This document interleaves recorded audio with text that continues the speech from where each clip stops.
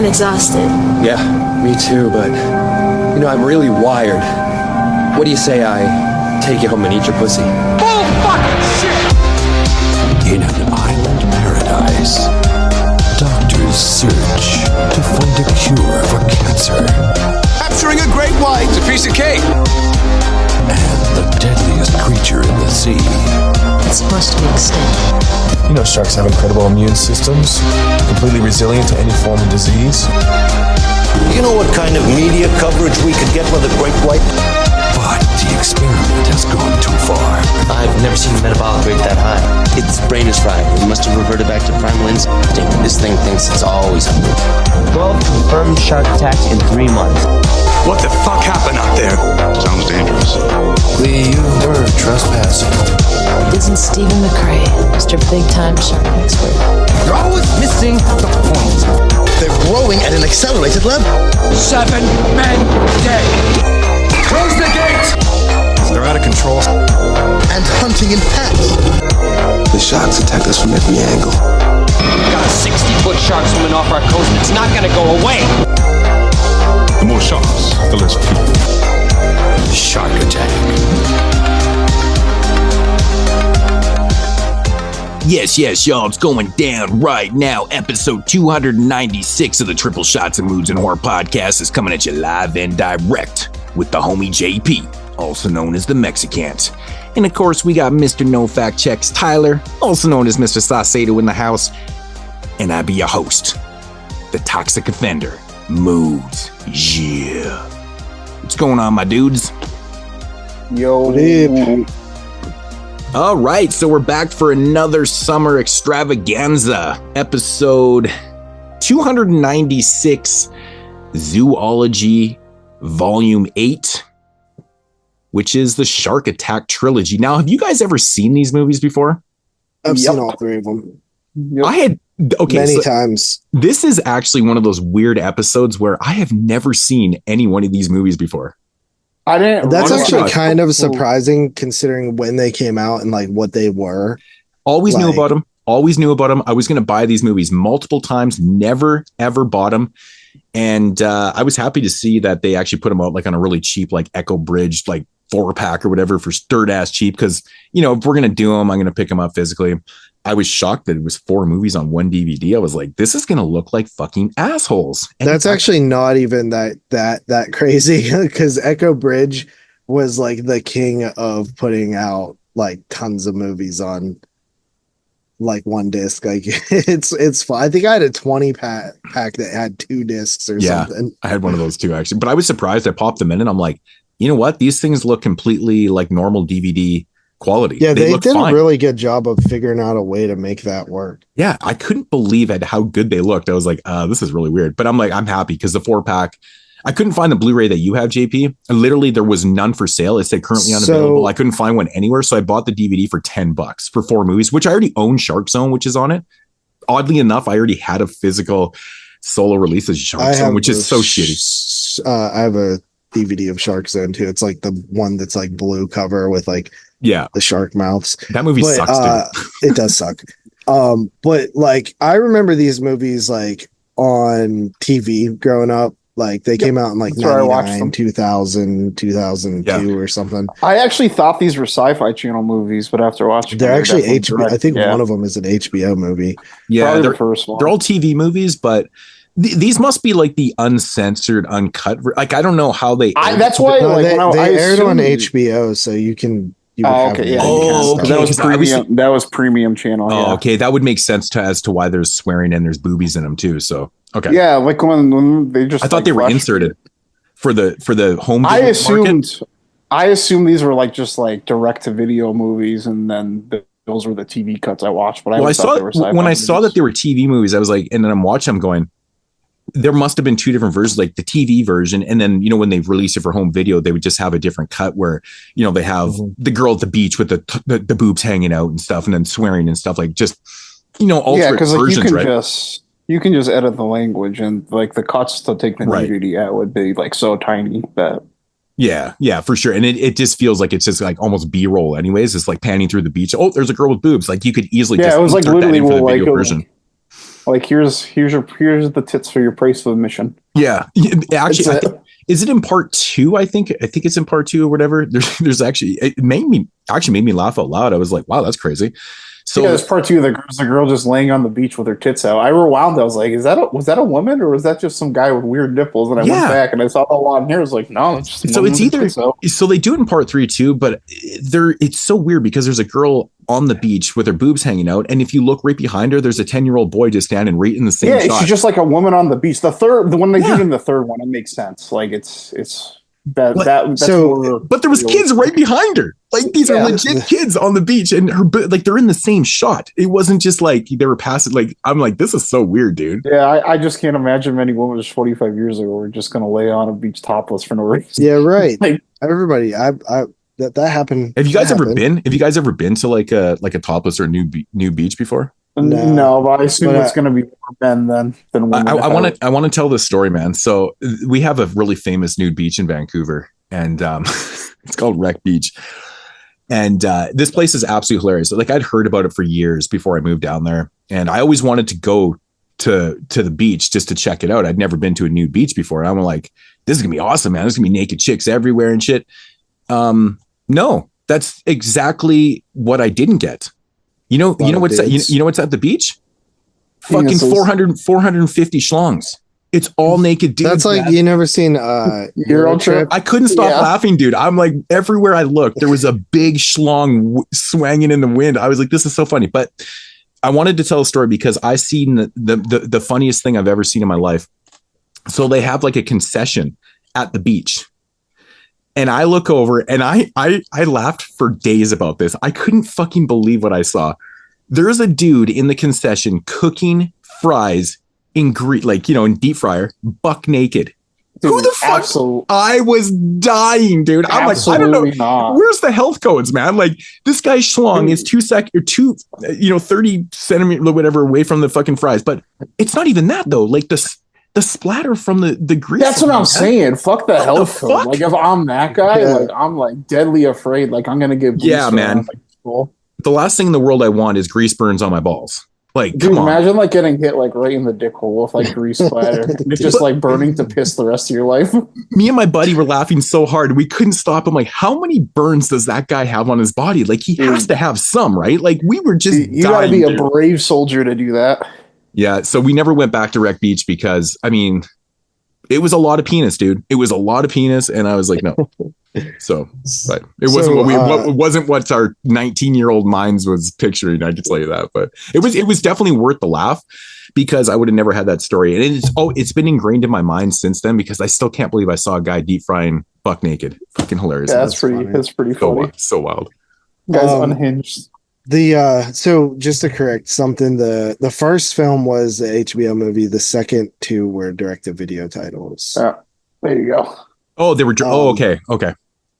Makes more sense. But so the movies themselves came out on DVD. I remember like for years because they came out like when they were made, like 99, 2000.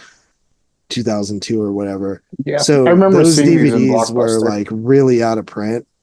Yeah, they were, man. A lot of years. And then randomly, literally, this was just so random. This was probably like 7 or so years ago.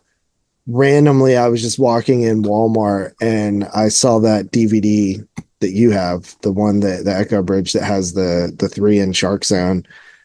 Okay. Actually, it was not that one. So I have seen this around. I didn't realize because I never picked it up and ever looked at the movies to see, and I didn't realize it had the Shark Attack movies on it. I would have bought this years ago.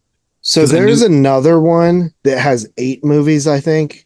That it has like a green cover. It says like Shark Mega Pack or something. Mm-hmm. And it has those same 4 movies and then like 4 other ones. That's the one that I got. And I was like randomly looked at the back. I was like, Shark Zone 1, 2, and 3. What? Because like nobody, like you didn't even hear anybody say that it was like, oh, these movies are coming back in print type thing. Mm-hmm. And I remember picking it up, and then Matt Cantor picked up the Blu-ray version at Walmart, which was like the 4-film version, the one that I have now. And it was like I searched like 6 Walmarts for it and couldn't find it, and it wasn't on Amazon. I couldn't find it anywhere. And then randomly, when we were talking about doing the show, I checked Amazon and there was 1 copy in stock. So at some point they must have put copies on Amazon, but it was like $12 or something like that, which was a pretty good price. So yeah, I think that's cool that they actually released these movies again, because like I said, they were not available for the longest time. And the 90s had like the late 90s in particular, like 98 to like 2003-ish, there was such a big like influx of these like creature feature movies. Like I think of like Crocodile 1 and 2 and Blood Surf and Octopus 1 and 2 and all these movies that came out around this time. Python 1 and 2? Python, that was like 2001, I think. Yeah. And Boa and Boa versus Python. And then they started once like a little bit after that, they got like the mega sharks, and the whole vibe of those type of movies just changed, where instead of it being like a serious movie that they tried to make good, it became like, we know we're making a bad movie, so let's like make it really bad. I actually like some of the Roger Corman of sci-fi. The Dino Shark I thought was pretty fun. Dino Shark in general, though, I just kind of hate that that kind of took over, because like there was stuff like Frankenfish and like Snakehead Terror and stuff that was actually like trying to be like a real movie. Dude, Frankenfish sounds like it's fucking stupid as hell. It's actually legit pretty good. It's a good movie. It's fun. I really like that movie, actually. It's good. It's good-ish. Yeah, I like it too. But I think that like watching these, it was kind of very nostalgic for me, because like I was like so into like the Sci-Fi Channel at this time, because they would just put so much stuff like this on. And I remember watching these movies all the time, and like these movies, and even just like stuff like I said, the Octopus 1 and 2 film. Yeah. And the when we did the bug, the cockroach episode, They Nest, that movie. Yeah. And it's just wild to see like the style of filmmaking back then, because it definitely has a very particular like look and feel. It's like sort of like cheap, but also like everybody's like casting is like this weird like model look to them. Like they were cast as like a model, but their acting wasn't very good. And then everybody also has like extremely wooden acting. The funny thing about probably this, honestly what it was. The like funny thing about and cast models. Oh, absolutely. The funny thing about this trilogy is that like they progressively get like better, cheaper, and I think they get better, and worse. dude. But like it's funny because like the first movie you don't really notice the dubbing as much, but like in the second and third movie it just seems like the dubbing gets worse and worse. It's like so bizarre to me. It's so bizarre. They get a lot of they get crappier, like but the movies get better, if that makes sense. Well, to be honest, like without going into it right now, but like the third one is probably the funniest movie I've ever seen in my life. I was fucking I'm not joking today. I had tears running down my face. I was laughing at parts so fucking hard in part 3. I'm like, this is the best bad movie ever made. It has the best line in all of cinema. Which one? There's like 3 of them that caught me off. Like, how about I take you home and eat your pussy? Okay, so I wanted to ask you about this. So I'm laughing. I literally rewound the part 5 times. I was laughing so hard because, okay, so put this into context. This character is a very straight edge guy. He doesn't say anything throughout the movie that would remotely, lead you to believe that he's going to say something like this in the film. And out of the blue, he just says to her, he looks right in her eyes and he goes, how about I take you home and eat your pussy? And then it just cuts to them having sex in the shower or something. I'm like, oh my God, I was laughing. So I'm like, that couldn't have been. Did he like make up that line on the spot or something? Because that doesn't seem. It was. So the actor said that my inclination was right. Supposed to be an outtake that he just said it to make her laugh. Like when they were like doing that scene, like definitely made me laugh. The director or somebody was like, "This is gold. I'm putting it in the movie." It's so good. She just stares. She doesn't even have like. She doesn't react to it. I think she's shocked by what he says. Yeah, so it wasn't in the script. I'm telling you, dude. like it comes out of that has to be the most left field line in the history of cinema. Dude, because this guy's such a straight edge character. He's dead serious the whole film, and then he busts this line out. I got the idea, whether he actually does or not. I got the idea in my head at the beginning of the movie that this guy looked like a young Sidney Crosby, so it made like the entire movie even funnier. Okay, so when you said that in the chat, my reaction to him, I thought he looked like Tom Cruise. I kind of then that's what I thought by the end of the movie. I'm like, oh, this is like discount Tom Cruise. Yeah, and at the beginning, and then the second, he's got the same eyes, dude. Same eyes as Tom Cruise. He had the same like enthusiasm. Yeah. And then I kind of felt in the second movie the guy was like a discount Kevin Costner. We should probably hold off on our thoughts. But yeah, no, dude, I can't believe I'd never seen this movie. I can't believe someone had never mentioned Shark Attack 3 Megalodon to me as being one of the best movies ever made. Because I'm watching this in 2025 for the first time. It's from 2002. I've been missing out on this gold for 23 years. Are you fucking with me? You know who's a big fan of these three movies is Jerry Herring, who used to do the show every once in a while. I can see it, man. I can see it. Like, honestly, dude, like they're fun, man. Like, I actually was, so like my general thoughts, like going into it was like, I liked these a lot when I was growing up, but they're probably like dog shit and they're probably not entertaining now. And then I watched them and I was like, honestly, these are still kind of fun, bro. Like, so I actually wanted to do this show for a really long time, because there's really not like, there's a million shark movies, right? Millions, right? Obviously you have the 4 Jaws films, and there's really not a lot of franchise shark movies outside of that besides Sharknado.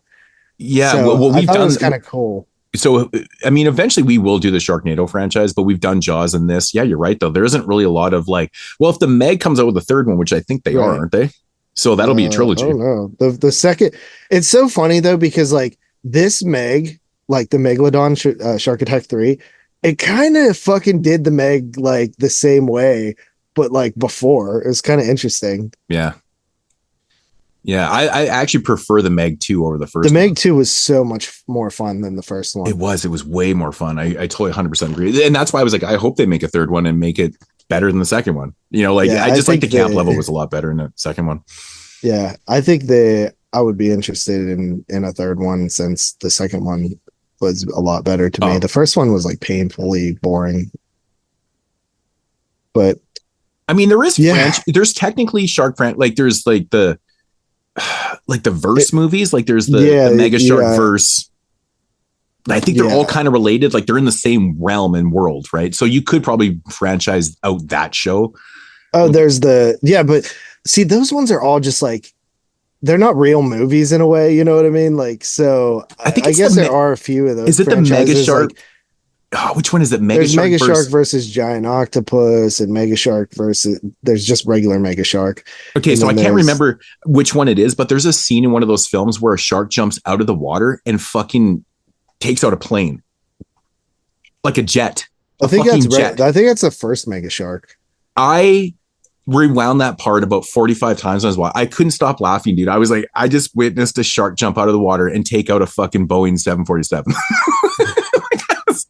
And then there's the headed shark attack ones, the 2-headed, 5-headed. There's 2-headed, 3-headed, 4-headed, 5-headed, and I think there's like an 8-headed or something like that. It's like, I think so there's those ones too. Yeah, I actually don't even mind the first one of those. Mm-hmm. But we could literally do shark, like 1,000 zoology shark shows alone. When actually is Shark Week again? Like, what week of the year is it again? I think it's August usually. Yeah, we should technically do a Shark Week show one time, like, because I had talked about doing that forever. Like, I know. I remember you mentioned wanted to do them every summer.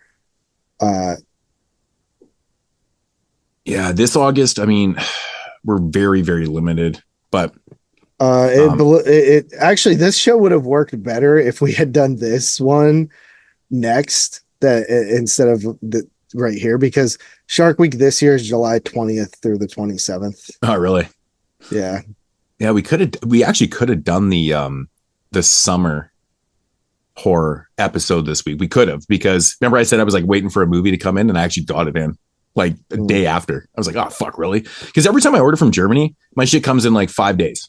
It's fucking so fast, dude. What the fuck are you ordering from Germany, dude? Well, because this movie, the Eden Lake, doesn't have a well, I think it does have a Blu-ray. No, it doesn't actually have a Blu-ray in region 1. No, I don't think it does. I don't think so. No. So I grabbed the German one, which was $5, bro, plus the Amazon 3. So $8 it cost me for the Blu-ray. And I'm like, yes. And it has been one I've been sitting on forever, thinking it would have got a Blu-ray release, because it's one of the extreme dimension films, right? The thing is, once those start coming out, it's just gonna open the floodgates. And that's the problem with those, is like a lot of those haven't been re-released. So like, how much longer can we wait on these things? There is a UK Blu-ray for Eden Lake, or actually, yeah, I think so. I don't know. I mean, I'm cool with. That's what it looks like right here. I know the people at home can't see, but this is what it looks like, JP. I don't trust those German fucking discs. I still have the DVD of it. I just don't. I have tons. I have tons. Yeah, I did my research. This is actually uncut. It's like the uncut version. It's the normal version that we have. So that's like, oh no, that movie doesn't have a second sight. There's like very few movies that actually matter to me that I don't have a region free player, and I think Frontiers and Inside are two of them. Which I have both of them, yeah. So yeah, obviously we kind of dropped we should have probably done this one next month, but it's fine, whatever. We got an early shark episode. So this is Zoology 8, I think, and so we've tackled 8 different animals so far. There's still a bunch more I would like to do. Obviously, we haven't done snakes yet, but I think the next one up, we were supposed to do birds, but then we ended up doing this one before birds. Yeah, birds. We still have birds on the docket. We'll do birds next, probably.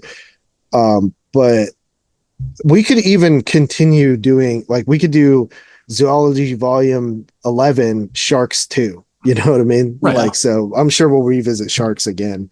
We haven't done that many shark shows throughout time, but these ones are a little bit more of like the cheesy kind, but they are kind of serious movies at the same time.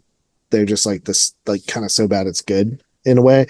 But there's actually some like solid shark movies out there. Yeah, I mean the third one isn't meant to be a comedy, but it's unintentionally the funniest thing I've ever seen. For sure. Yeah. I think that like there's a few out there that, I mean, obviously you have the 2 Meg movies. You have there's a new one out this week. Did you see it yet, Tyler? No, Dangerous Animals. I didn't see it yet. Yeah. I've been hearing nothing but good things, man. I only know like one person that's seen it. I think Parker and Dave Z both gave it like a 7.5 or something. I've seen Madeline. She posted. Dave Z 7 is not a valid confidence and yeah. Why? Very, very enthusiastic about it. I want for Dave. Usually, if it's like an 8. Is like when I start to feel more confident. Really, I find Dave Z is one of the most like in line with my, like if he says something's an 8, like I usually come in about an 8 with it. Like I feel like Dave Z is actually one of the most people that I kind of actually their ratings match my feelings more often than not. I feel often my ratings usually slant like 0.5 to 1, like to 1 point under his, like just like even if our at like yeah, but that's probably the case with all of us. Not really. I mean, you don't think you're always like my rating, your rating is like a point under mine usually. You know what's funny, JP? Like we used to be so far apart in a lot of shit, man, and like honestly, if you went back through the vaults in the last like probably 5-6 years, our ratings aren't that different. They usually line up. They're very, very close. Like it might be a point, half point off or something. A little more stern. I think JP's gotten a little bit more stern on his ratings over the years. See, I thought the opposite. I feel like over the years I've loosened up. I think he has loosened up too. Yeah. Really? Time. I think he was a lot more technical, if that's the right adjective to describe his rating system. It was like it was definitely a little bit right. Yeah, I think it was a little bit more technical. And like he used to admit that he didn't factor in like, you know, entertainment. Like there were certain things where other people did, which would change the proximity of how you rate things, right? Yeah, I don't have like a technical scale. It's like I might have like some sort of criteria in my head, but there's nothing that's an actual like standardized criteria for me. It's all kind of ambiguous how it turns out. Of course. And I mean, it goes back to my famous saying is ratings are for dummies. And I don't mean that in a literal sense. It's just ratings are subjective, right? It's subjective in how we perceive and review films. It's like, I mean, it really is. Everyone sees things a different way. I think my higher scale, like the 10-9, has gotten less. Like that might have gotten more strict. But like the lower you don't side, throw 10s very easy, man. You're not alone with that though. Like I noticed a lot of people don't. I think a lot of people are afraid to give things 10s because they're like, if I give something a 10, that means it's perfect. That's the Dave Portnoy effect. I don't think like that. Like a 10 to me could be literally Megalodon could be a 10 for me because that is a great example of a film that I would watch. You know, I mean, I'm fucking with you. But I'm just, you know what? But I'm using that as an example out of left field. It's like there's certain movies that just hit you a different way. Yeah. Right? If I'm giving a movie a 9, if I give a movie a 9 or higher, I probably just don't think there's anything actually wrong with it, like at all. Like that 10 for me, it's just reserved for like this like very small like section of movies that just bring me to a different place. Like for me, a 10, like when I think of like my favorite 10s of the last like decade or something, like I think it's stuff like The Witch, because The Witch is a movie that I've watched more times than most of the movies that have come out. Like I've seen it more times than like any other movie probably. What other movie did you give a 10 to? I've given a 10 to Hereditary. I give it 10 to what's that one? The Night in the title. It Comes at Night. It Comes at Night. Yeah, that's the one I was thinking. Yeah. You only saw that movie once, and you're afraid to rewatch it, though, right? Twice. Oh, twice. I did watch it for the summer series a few years ago. See, that's an interesting. That's an interesting. And I came down a tiny bit, but I still loved it like a lot. So, it didn't have quite the impact as the first time I watched it, but I still. Sometimes it just be like that. Like a good example is the first time I watched Diabolic. To me, it was like an instant like hard 10 to me. Like it fucking knocked my shitter out. But since I knew the twist, it's just like never the same again. Even though I still love the movie a lot, it's like just like not a 10 for me anymore. But that's a great example of a movie that you don't necessarily need to rewatch. You know what I mean? Yeah. Like it has rewatch. Like you can rewatch it, but like I've probably watched it like 3 or 4 times. But knowing, like when there's a movie that is built around the aspect of the twist and shit like that, like you can never relive that. Right? Exactly. So I get what you're saying. There's a certain few movies that I like. Whenever the Saw twist comes on, it still fucking makes me feel amazing. Like, and that's one that I really do think that's one of the best twists of all time, because it really just still works for me even after 10, 15 times of seeing it. But back to what I was saying about The Witch. One of my favorite reviews I ever did was when I talked about it on the summer series, because I really like deep dove into my thoughts on the movie, that like, cause I'd seen it so many times at that point. And I remember watching it for that show and just picking up so much more, like every little scene I found something interesting in. And, that's like a prime example of like where a 10 is for me, is just like something that has so much to it that I keep finding new things that I like about it. That happens to me with Back to the Future. I watched Back to the Future the other night, and like I still fucking notice things that I didn't notice before. Like, you know what's so crazy? I have went out of my way, because usually every couple years I'll rewatch the whole trilogy, and I challenge myself to find something wrong with it, and I can't find any continuity issues in the entire trilogy. It's literally perfect. Like I can't find one, because when you're dealing with time travel, there's always continuity issues somehow with like dates or time. And like, there's always a time issue in time travel movies. I can't find anything wrong. They managed to like perfectly nail everything on the fucking head.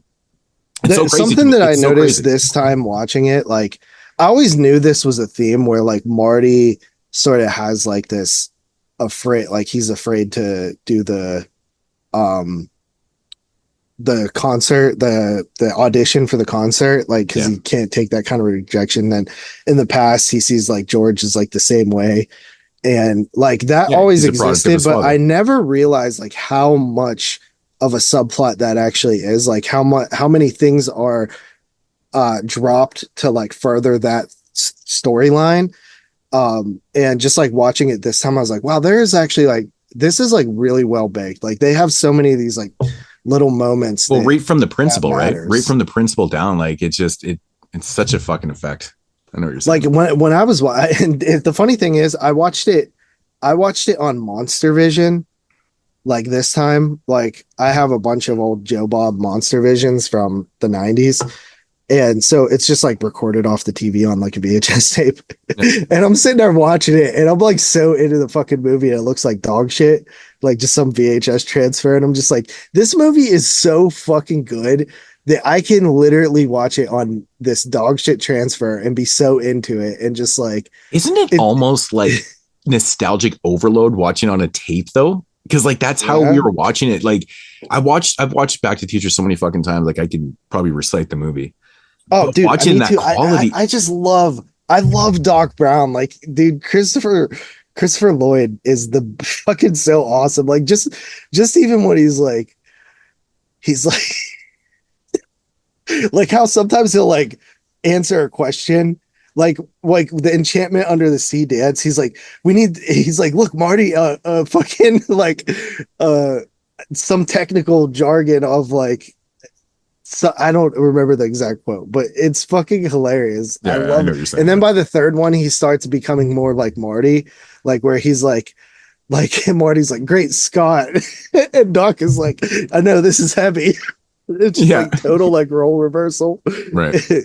I love that. Dude, that trilogy is like one of. Is there something wrong with their gravitational pull? Yeah, he's like, there's that word again, heavy. Yeah, I love that. It's great. Or he's like, I'm sure you can find plutonium at every corner store or whatever. 1985. Yeah, whatever. Right. He's like, but in 1955, it's a little hard to come by. Yeah. Oh man, that movie is so damn good. Like even the little stuff, like he's like, yeah, Futterman owned all this land far and wide. He had some kind of thing about breeding pine trees. And then like when he goes back to the past, it was called the Twin Pine Mall, but he runs over one of the first pine trees. So it's called the Lone Pine Mall when he comes back. Just stuff like that is so neat. I love that shit. Yeah, it's so fucking good, man. I'm a big fan of part 2. Yeah, I love all three of them. Like when I was a kid, the Western one, the third one, like I didn't love it, but as I became an adult, like I love it just as much as the other ones. One of the craziest things about part 2 is like how they almost predicted the Cubs winning to the exact year. It was 1 year off. Dude, that's fucking wild, man. So wild. But yeah, it's super good, man. Yeah, you got Jaws 25. Yep, Jaws. The shark still looks fake. Still looks fake. It's a great line. Yeah, great movie. So what has been going on? So I went and seen Bring Her Back from the guys who did Talk to Me. Fuck, man, I'm so pissed off, dude. Apparently, like me and Tyler we were talking pre-game while you were on your phone for an hour. And apparently I don't get A24 films in my city. So this is like I didn't get fucking Nosferatu, and this is like the next one. It must have something to do, maybe the cost of bringing them in or some shit like that. Wait, didn't you get that unicorn movie? Oh, I did get. Yeah, I did get. It was A24. I did. Yeah, and you know the worst one. You know what's ironic? Yeah, exactly. That's the worst fucking. That movie sucked. It actually was pretty bad, but yeah, it really pisses me off because I really wanted to see this, and again, it's because of the timing of the year. It's like summertime. My theater, they really focus on the blockbusters and the big heavy hitters. What even blockbusters are out right now? Mission Impossible. Lilo and Stitch. Mission Impossible. They have that that stupid dog movie for kids like a couple weeks ago too. Yeah, that one too. Yeah, Karate Kid. Karate Kid's in the theater. Yeah, Karate exactly. Kid, These are all the movies that are in my cinema right now. It's like, fuck, come on. But I can't see. I think Karate Kid bombed like shit, though, didn't it?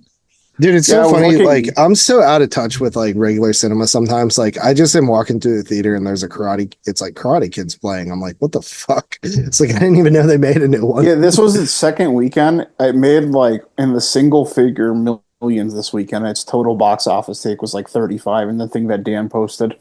Is Jackie Chan in this really one? bad. I don't think so. Yeah, no, he is. I don't know. I don't know. What do you mean? I just said yes, he is. So yeah, that's what I thought. I thought I saw his name on the thing because I didn't even know about the new. I mean, I never saw the Jaden Smith one, but apparently this one ties into Ralph that. Macchio is in it. So yeah, I knew Ralph was in it. Was he? Did he make a cameo in the other one too? I have no clue. Okay. Isn't this like connected to that show Cobra Kai? Yeah, but I know. I heard that this one connects from what they told the Jaden me, Smith it one. merges the Jaden Smith one and like the original series together. Okay, so I'm confused. I'm so confused. Yeah, so in the thing that Dan posted, I don't think it counts Sunday's totals, but the weekend take it was at 6.7 million. It does. To answer your question, it does count Sunday's totals. Oh, okay. Even though Sunday isn't over yet, the projections are like always really close. So it made 6.7 this weekend, and it's made 35.4 total. I think that's just domestic, but doesn't seem good. I kind of missed doing the box office Brawl thing. We should bring that back. Dude, I loved the Brawl. That was fun until Jeremy started fucking cheating. Yeah, he's fucking totally cheating. He was just looking up experts? He was just looking up what experts projected, and I'm like, that's not fucking fun, dude. Yeah, dude. Because he started getting it so close all the time, and I was like, yeah, what are you doing? You had to know he was cheating when he was getting like so close, so consistently. Well, you knew I wasn't cheating because I was so fucking far off. Yeah, like I might get lucky a time or two. I feel like I'd be Terrible. okay at this, but there would definitely be weeks I'm just like not even close. I had no business. I mean, we could bring back Box Office Brawl next season. It was always drop a comment if you want us to bring Box Office Brawl back for next season. We should actually. It'd be fun. It'd be fun. Yeah, and we no cheating, fuckers. Well, I'm not. I'm obviously not a cheater because I lose at everything. So, but yeah.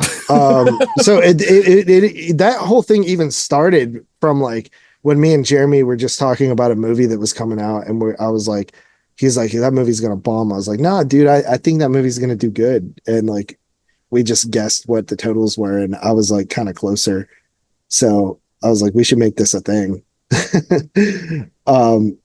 But so going back to Bring Her Back, remain pretty spoiler free here, but from the directors of Talk to Me, which was my number one film of the year that it came out. So I was pretty interested in this one. I completely forgot about that. Holy shit. Yeah. And I actually really want to get like our other lists up on the website just so I can see what my number ones are, because I always forget what was. But so Bring Her Back. I think Parker was the one I was most interested in because he seemed to like not really love it. I think he said it was like well made, but just sort of like predictable.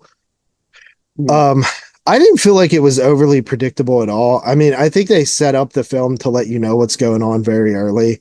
How it's going to play out, I didn't really find predictable very much at all. In fact, there was one thing that happened in the movie that I was like, there's no way they're going to actually just let this happen. And I was like very happy to see that they did, because I'm like, that's ballsy.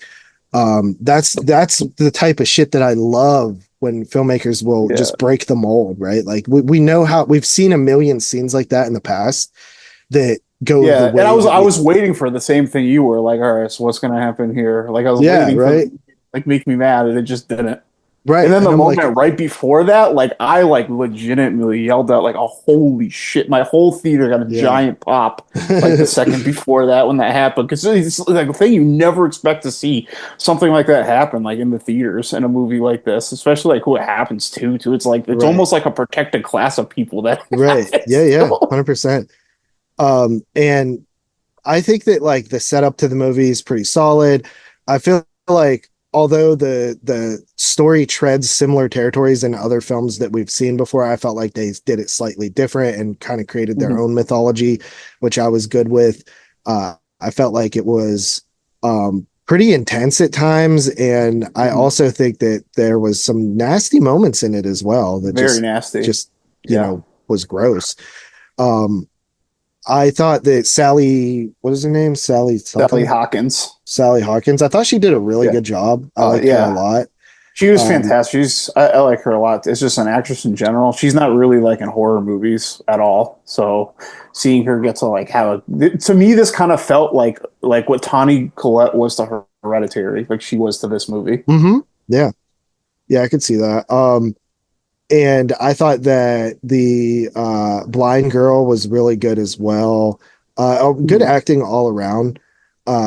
Overall, I in the last shot of the movie, I'm just a sucker for stuff that looks like that. Yeah, that like last shot, that little wrap up. So like, I kind of was like almost wanted the movie to be my biggest like critique of Talk to Me was I just felt like they had a chance to be so like mean spirited and dark, and they kind of didn't do it. And I felt like this movie was doing the same thing towards the end. Then I just thought about for a second. And this is actually like incredibly depressing and sad, and I think that's even better. Yeah, and I agree. I agree that I am a love fucking endings that are just so soulless, you know. So I agree with you that like to me, if you really want to like make my eyes widen, you fucking do the worst thing imaginable, right? Yeah. Like if I was making a movie. Like, but you can't always have that either because then it's not as impactful when it does happen. Yeah. I felt like this hit the balance perfectly. Yeah. And I do too. Like, I kind of probably felt a little bit more like you did with Talk to Me with this one. Whereas Talk to Me, I did feel like it ended very darkly. Whereas this one, at first, I was like, I wish that the thing that was trying to happen happened. Because then it would have added like another level to it. But that's what I thought. Then by the time we got to the final shot, I was like, honestly, like this is kind of like it's darker in a different way, but it still is very dark. It has like sadder implications because you just think about like what happens like overall, and then I just thought like, okay, so what happens after this now? And I think the movie was trying to communicate just a cycle and how these things happen to people, and like they lose themselves, and there's no getting better. And how it affects other people, and like what are these people going to go on to do now? And I thought like you could kind of critique, I guess, like I don't think like the movie like it was like really surprising the direction the movie went. I guess you could criticize it like that, which that's valid, but I don't think it was that type of movie. So I don't feel like having this like really thrilling, suspenseful writing is as important because I think the movie is trying to really tell its storytelling through its sound design, its cinematography, and like its editing, and just the way that it presented these things with the characters that they didn't really explain anything either. They just showed you things, and you just learned about and how these things affected different people, and it just wanted to create that atmosphere and communicate that feeling, and I felt like it just did that really well. Yeah, and I think that like these two directors, I'm really interested to see what they do. I know they're attached to a bunch of Marvel stuff right now, which I just like makes me cringe, but I get why people do it. But like these two guys are from like Adelaide, Australia, and I think they're doing some cool stuff in horror right now. I like both of their movies a lot. And I think that for me, I still probably like Talk to Me a little bit more. But this one's really good, and it has like staying power to where you watch it and then you think about it for a few days, which helped me. I know Carly didn't like it as much as me. I know also that Tony, she doesn't like Talk to Me either, right? Can't remember if she liked Talk. I think she's like, she did like how we both are. Well, she said it was. She said it was mid. So yeah, she said she felt like it was overrated and people were desperate for a horror movie that was good because of how bad like the COVID horror movies were, which I did feel like that at the time. I don't think Talk to Me is a bad movie or anything. I think Talk to Me is still like a solid, like to decent movie. It's just like not necessarily my cup of tea. But when I watched that movie, I thought to myself, like, I think these filmmakers have the tools to make a really good movie, and they show that this is their first movie. Maybe it didn't all come together in a way that I liked, but it seemed to me like they have the tools to make a good movie and get better. I think that is even more solidified with this film because you're like, okay, these guys these guys get it. They're not just going to make the same fucking shit that everybody else is. They're trying to do that. They might take a familiar idea, but they're putting their own like thoughts and swerves in it where it doesn't. The thing that I take away from both of their movies is they're similar themes that we've seen in the past, but they completely don't go cookie cutter. And that is important to me. I think that's what most like successful filmmakers that are high in our modern filmmaker tier list or whatever, like that's what they do. So I love to just see that more people are, and studios are willing to let people do things that are a little different. So overall, I mean, I thought it was really good. Me and Carly saw it. We were the only two people in the theater. Granted, we saw it a little later in its release cycle, but my theater was packed. I was glad for it. I went on discount night. I think that's why I went on Tuesday when it's like $6 for members. So I just don't. I never think to go to discount nights or anything because it's like just the same price for me, which is free. No matter when. Discount night sucks, man. It's you get all the fucking chatty Cathys in the fucking place, and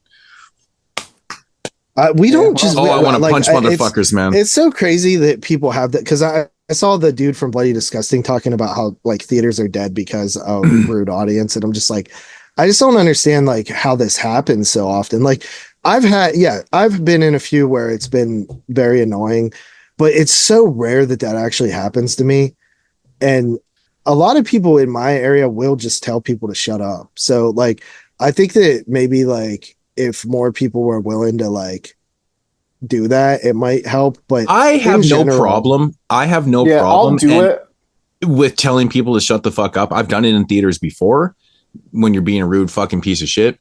But my wife does not like that. She doesn't like to see that side of me. And when I'm with her, I respect that. And it was pissing me off, man. We were in the cinema a couple weeks ago, and I was like, I said it pretty loud. I was like, "Can you just shut the?" And she's like, "Fucking getting mad at me." I don't want to piss her off, man. I mean, it definitely is awkward. Like it's not like I don't like. It takes me to like a couple minutes to build up to say something because, like, obviously, you know that there's the potential that it could create a physical altercation. Yeah, I've had a bell curve of reactions to it because I'm not afraid to yell at someone now. The best reaction I ever had was I was at Titanic, and there was just two kids there together, and they were talking the whole time. They were clearly not that interested in the movie, and I was like, I'm not going to listen. I'm trying to sit back here and cry, and you guys are ruining it. I'm just trying to watch this. Like, I had seen this movie since I was a kid, so I was really interested to see how it would actually translate, like with an adult brain watching this, and I kind of like. I was not listening to the whole movie, and I just said, I very quickly said, I was like, hey, someone's trying to watch the movie. Let's be quiet. Okay, thanks. And then they just got up and left like a minute later. Yeah. I mean, it's for me, like I would be less like annoyed if people were talking in a 25-year-old movie than I would be if it was something brand new. But like, cause I talk when I go to these screenings of like fucking Evil Dead or something, like I'll be a little bit more louder. But most people are because it's like everybody's here because they've seen it and love it. You know what I mean? Something like Evil Dead is more of like a communal experience. You know what I mean? Yeah. It's like, but this is like a quiet, like Titanic's like a quiet, like drama. No, it's kind of annoying. The shit that I'm talking about, man, like I'm fucking sitting in a cinema and we've got, me and the wife are sitting in there and there's these 5 dudes that are sitting fucking just adjacent to us. They literally walk into the cinema while the trailers are playing. It's fine. Yep. They all got popcorns or shit and they're all talking I don't care. It's when the shit starts is when you need to shut the fuck up. And it doesn't stop. Mm-hmm. But what really pissed me off during this was the fact that they kept switching seats and they were getting all buddy and bro with each other and shit and share. I was were they young? Were they teens? Yeah. They were probably I would say probably anywhere from 19 to 22, 23. They were in that range. Like they were out of high school. That's the worst audience. Honestly. But I was like, my God. Yeah, what are you doing? They were standing up and moving around, bro, and going to I'm like, stop. And then they're all on their phones and they're all talking and I'm like, why do you come to the cinema to do this? Go to a bar, a restaurant. Just don't do it here. Drove me fucking nuts. I was a bit of a like obnoxious like moviegoer in my like like when I was in like middle school, high school. Like I Yeah, did like go for. So was I. I'm I very feel respectful. bad for it, It's not because I'm Canadian. I'm very respectful when I'm in a situation like that. I respect other people to the point where I don't want to be that guy that's on my fucking phone or talking to someone and doing obnoxious shit that you don't want to fucking hear when they're trying to concentrate. Like, I'm literally there watching a movie. Too. Like, I think people that are paying to like, be if there. you are gonna look at your phone or whatever, sit in the back row, because like that nobody notices it unless they're also in the back row. I always sit in the back row. And turn your brightness off. Like honestly, you won't that's even the big notice thing. it The if you just brightness turn is your the brightness killer. off. If you like, I won't even notice somebody look at their phone if the brightness is all the way down. You know what I mean? But, right. No one will. 'Cause you're watching the movie. Right. Like it has to be like right next to you for that to happen. But I think that like in general, I love the theatrical experience. I know this is always like a conversation point. Like Dave Z's somebody that would rather sit at his house and watch it, and that's like to him the best way to watch a movie. For me, it's always the theatrical. I got routine in there, man. I got routine too. For dude. sure. Like I just can't imagine sitting at home and watching movies all the time. You got to go to the cinema and watch some shit, man. I got to get my I love seeing classic movies. my in the medium cinema. diet. Well, like you said, Coke Tyler, Zero. with Titanic. I also went and seen Titanic when they did that re-release a couple of years ago. I saw it in the cinema when it came out in '96 with my girlfriend Tessa. With Tessa. But I remember sitting there like, I think I might have been like, there was like an old couple in there with me that were probably alive when the Titanic sank. But I was awesome. sitting in there and I'm watching it and I'm like, dude, I feel a little like lame, but this movie kind of fucking kicks ass, dude. Like this is like emotional. And I remember feeling kind of lame because I'm like, damn, like this is epic. Like this is a fucking I didn't epic really movie. find the romance of it like something that like grabbed me emotionally, but when it gets to this the time end, I was like, dude, I kind of fucking love these two. Yeah, so like the romance itself, I don't think like necessarily every feeling, but when it got to the end and they like showed those pictures of like all the things she did because she got to live their life, like that moment when she's living her dream, that moment I was kind of like this guy like so sacrificed her life, and then this woman got to go have a great life because of him, and I thought that was really good. You know why people come and click on and listen to 22 Shots is to hear fucking Titanic romance talk. Seriously, bros, you guys know how much I hate that shit. I honestly, I won't say that I hate Titanic. I don't like the romance shit. Like that's just not for me. But I'm a big fan of like the Titanic story. Mm-hmm. I think it's almost very kind intriguing. of bad taste to make like a love story around the Titanic. It kind of is. It kind of is. Well, I mean, but it brings the emotional factor into it. Like you create this world of this romance, and then he fucking dies. It's like it's crazy. It's tragic. But it's a tragic. Everyone's seen Titanic. But no, I used to not even really care for Titanic like growing up, like when it was like a big deal and things. I remember renting it on VHS like after it came out. I was like, it's all right. I've even been to the Titanic Museum in Halifax, actually. Of course, the Titanic sank out there and they rescued and did a bunch of shit there. So they have like a bunch of stuff from the Titanic in there. It's fucking cool, man. It's really, really cool. Yeah, I think it's a great movie, honestly. Like I think that it works really well for what it's trying to do. I think it's too long. It's 3 hours plus, and I think it's a little bit too long for what it is, to be honest. I did not feel that at all in the theater. I feel like if I maybe watched it at home, I would feel that way. But I was just so I've only ever seen it once in the theater in 96. And it was like, it looked great on the big screen and like the music and sound. It was just like, and it actually made me want to see like more like non-horror movies. Like I remember one of my favorite, like I used to do this all the time when I had a theater near me where it was only like 20 minutes away.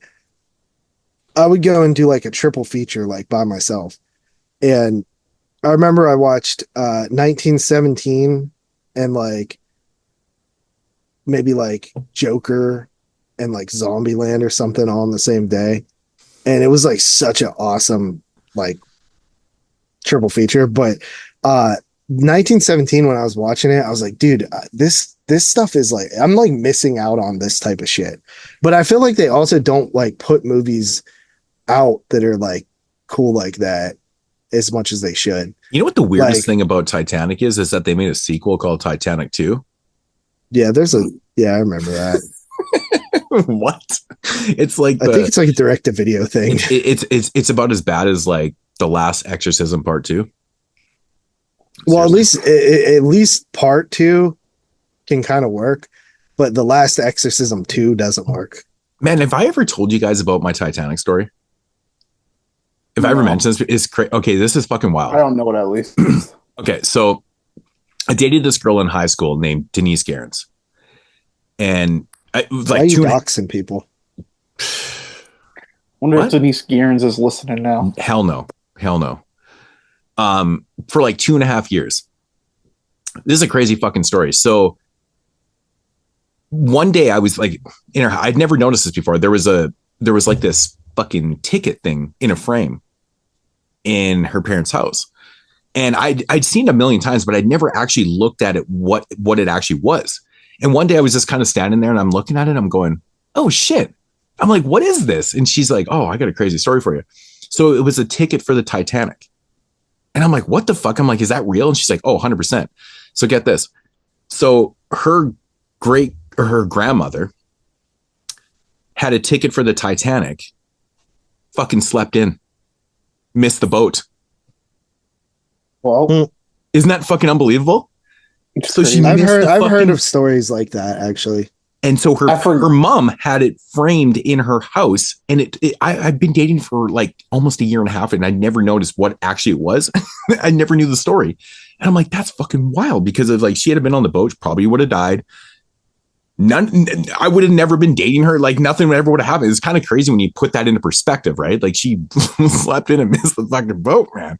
It's pretty wild, pretty fucking wild story. So I have a couple of pieces of news. Yeah. You guys didn't like that story? I thought it was pretty fucking interesting, actually. I've heard that story before. Yeah, I think I told you that story. It's pretty. It's just like, I mean, like I've heard other people tell that story before. Yeah, that's crazy. Yeah, so, but it was so cool to see the actual ticket framed for the Titanic. I'm like, that's so cool. I didn't hear before. Yeah, I'm like, that's so fucking, because her grandma lived to tell the fucking story, so she still had her ticket. But like, what are the chances of like missing the famous boat that goes down? It's pretty wild shit. But anyways, bring on the news. I know that. So one other thing about when I went to the cinema the other day, they showed a trailer for Ari Aster's next movie, that Eddington movie. Yeah, dude, I don't got good vibes about this movie. I'm excited for it. It's very split. Oh, dude, it just looks like it just looks like something I do not care about. It looks like 18 genres. Why did you watch the trailer? Why did I watch the trailer? Yeah, it played in the theater. Yeah, I got more willpower than you. I just don't care. My thing is like I did do that for 2 solid years. Like back in 2016. I'll watch trailers for movies I don't care about that I'm never gonna see. Like if I know I don't give a fuck about it, I'll watch the trailers. But if something comes on and I know what it is, I'm like, I'm not watching that trailer. The reason I stopped was because Insidious 2, like I just felt like they gave away every fucking scare in the trailer. Yeah. And it sucked. But I stopped for 2 years. Like I didn't watch the trailer for Halloween 2018. But I just kind of got like bored with not knowing. I don't know. I was like, I'll try watching trailers again, and if it like really pisses me off, then I'll stop again. But so far I haven't been like overly annoyed by that. And honestly, a big thing too is like my memory is so shit right now. Like I watch a trailer and forget everything that even happened in it. But that Eddington shit, dude, it just looked like, I mean, they don't really show you much. It's just like a bunch of clips of around COVID time, like tweets and people talking about COVID. What actually is the narrative for that movie? What's it about? So this is what I gather from reading Kane's reviews. It makes fun of a lot of people. It makes fun of basically political people a lot. And it's just like, it's this like weird, like Western, like it's like Bo was a Forever, where it's like 18 genres. It's a movie like that. That's like about it's COVID during a Western town. Joaquin Phoenix is the sheriff, I think, or he's the mayor. It doesn't really show you much. Then it shows something into the trailer, like in bed, like with like horror music playing, and you just have like no idea what you're watching, and you just see like a bunch of phone clips. Is it supposed to be a horror film though? Like, I mean, it's probably the same way with like Beau is Afraid, where you can find a horror scene in there, but you could also find like an animation scene. You could also find a fantasy scene. You can also find a comedy scene. You know what I mean? So it's one of those movies that's going to show up on like random top 10 lists. Yeah, he's very much Ari Aster is very much in his Peter Greenaway bag, which I kind of love. I think he's like kind of getting out of horror a little bit and just kind of doing like whatever he wants. Yeah, gateway to good filmmaking.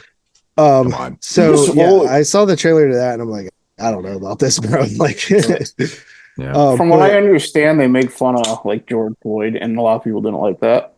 Yeah, it's very. I mean, it seems very political. Makes fun of George Floyd for real. Like they make fun of like that whole scenario.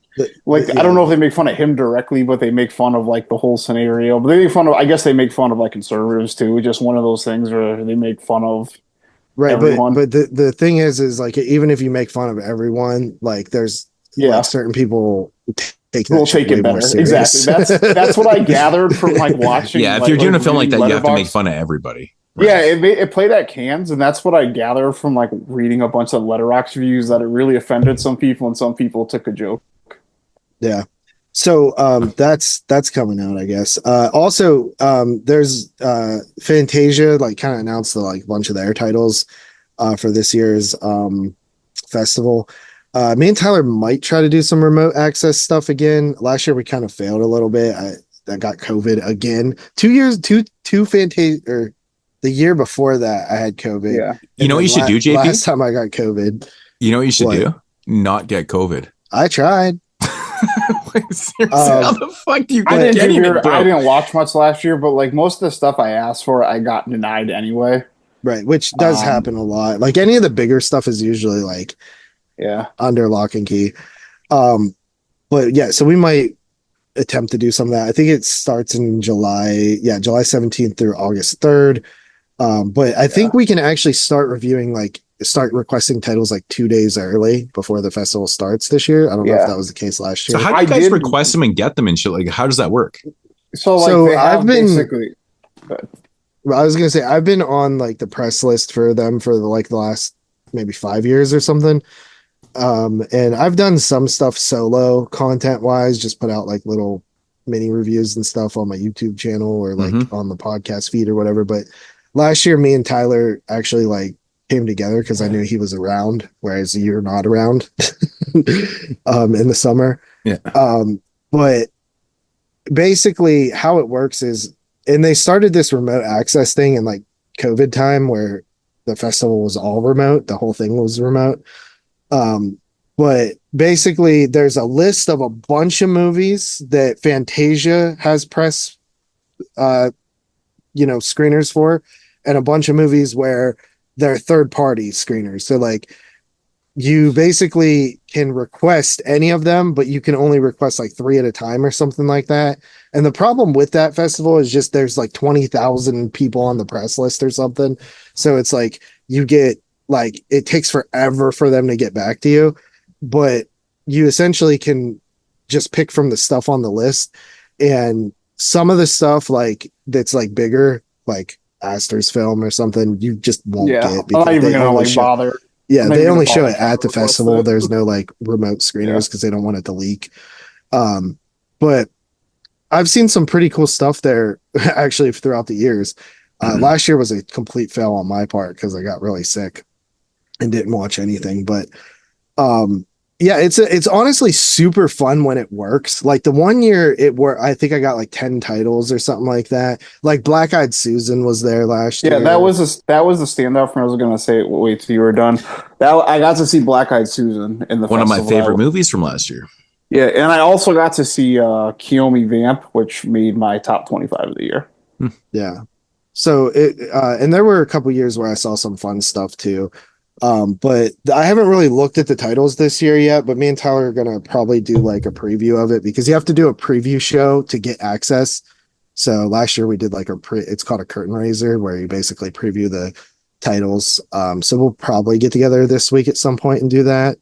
Yeah, cool. And then watching the movies. Thanks for even asking if I want to be involved, but that's cool. I like being left out of things. I literally have asked you back in the day I think, and you weren't able to do it. I don't want to put stuff on you that I know you're busy.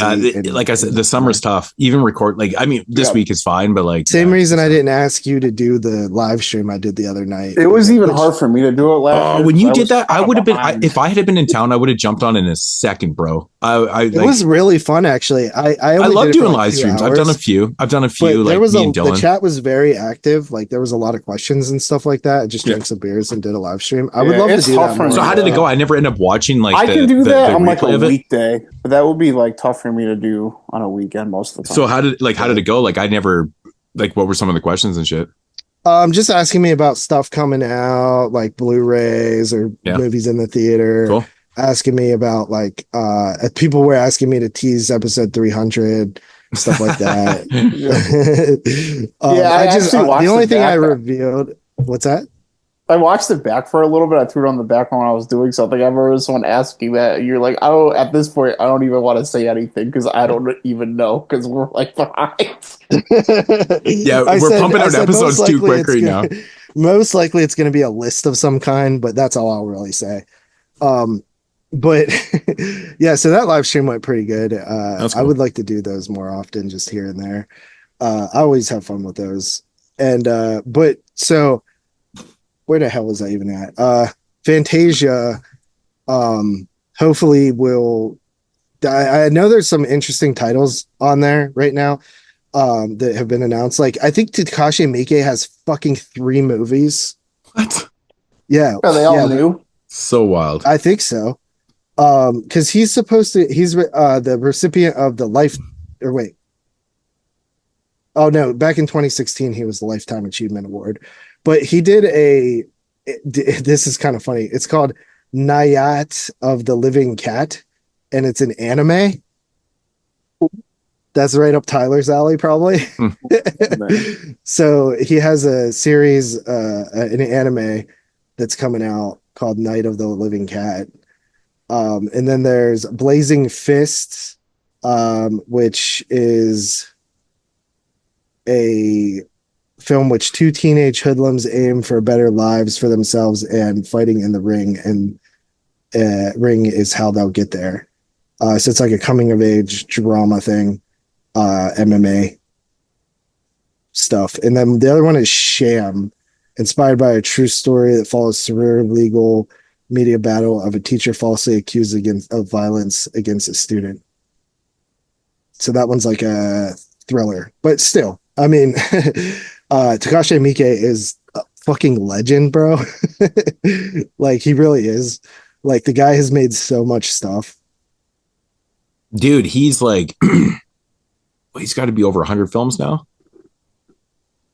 He's directed. Dude, every time it's crazy. Every time I see like him, like look at him up, he has like 10 new movies. Yeah, but it's pretty wild. Another one that's going to be there is Find Your Friends, which seems to be it has Helena Howard, who was in I Saw the TV Glow, Bella Thorne.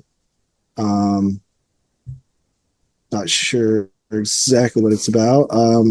Wild Girls Trip quickly turns into a dangerous when locals don't want them there.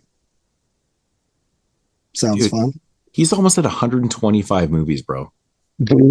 Like, and these aren't even shorts. It's like fucking full-length movies for the most part. There's another cool looking one called Kazaka Scary Tales. There's I mean, well, me and Tyler will go through the list, but yeah, there's a lot of titles at Fantasia. I mean, usually, I mean, I don't even know. There's like 100 or something. Usually, especially when you count like the short stuff. So it's like all genres, right? Yeah. But there's definitely a heavy dose of like horror and shit like that, exploitation and stuff like that. Yeah, but like there's a lot of exploitation films anymore, really. It's in Quebec. Is that where it is? It's in Quebec. Yeah. Fantasia to me sounds like a porn festival. This is the 29th Fantasia. And Quebec. The bastard children of Canada. Right there. Couple other bits of news, I guess. Just three little things. So we were talking a while back about like Stephen King stuff that's coming up. The Institute, which is going to be a MGM Plus exclusive, that is debuting on July 13th. So just like a month away. Which I actually have not read that one. That was from a couple years ago. Maybe like 2000, maybe like 10 years ago, somewhere around there. 2019. So I guess not even that long ago. And also I saw that the movie, The Life of Chuck or something? Yeah, The Life of Chuck. Yeah, the Mike Flanagan film. I saw that was getting like lots of good reviews coming out.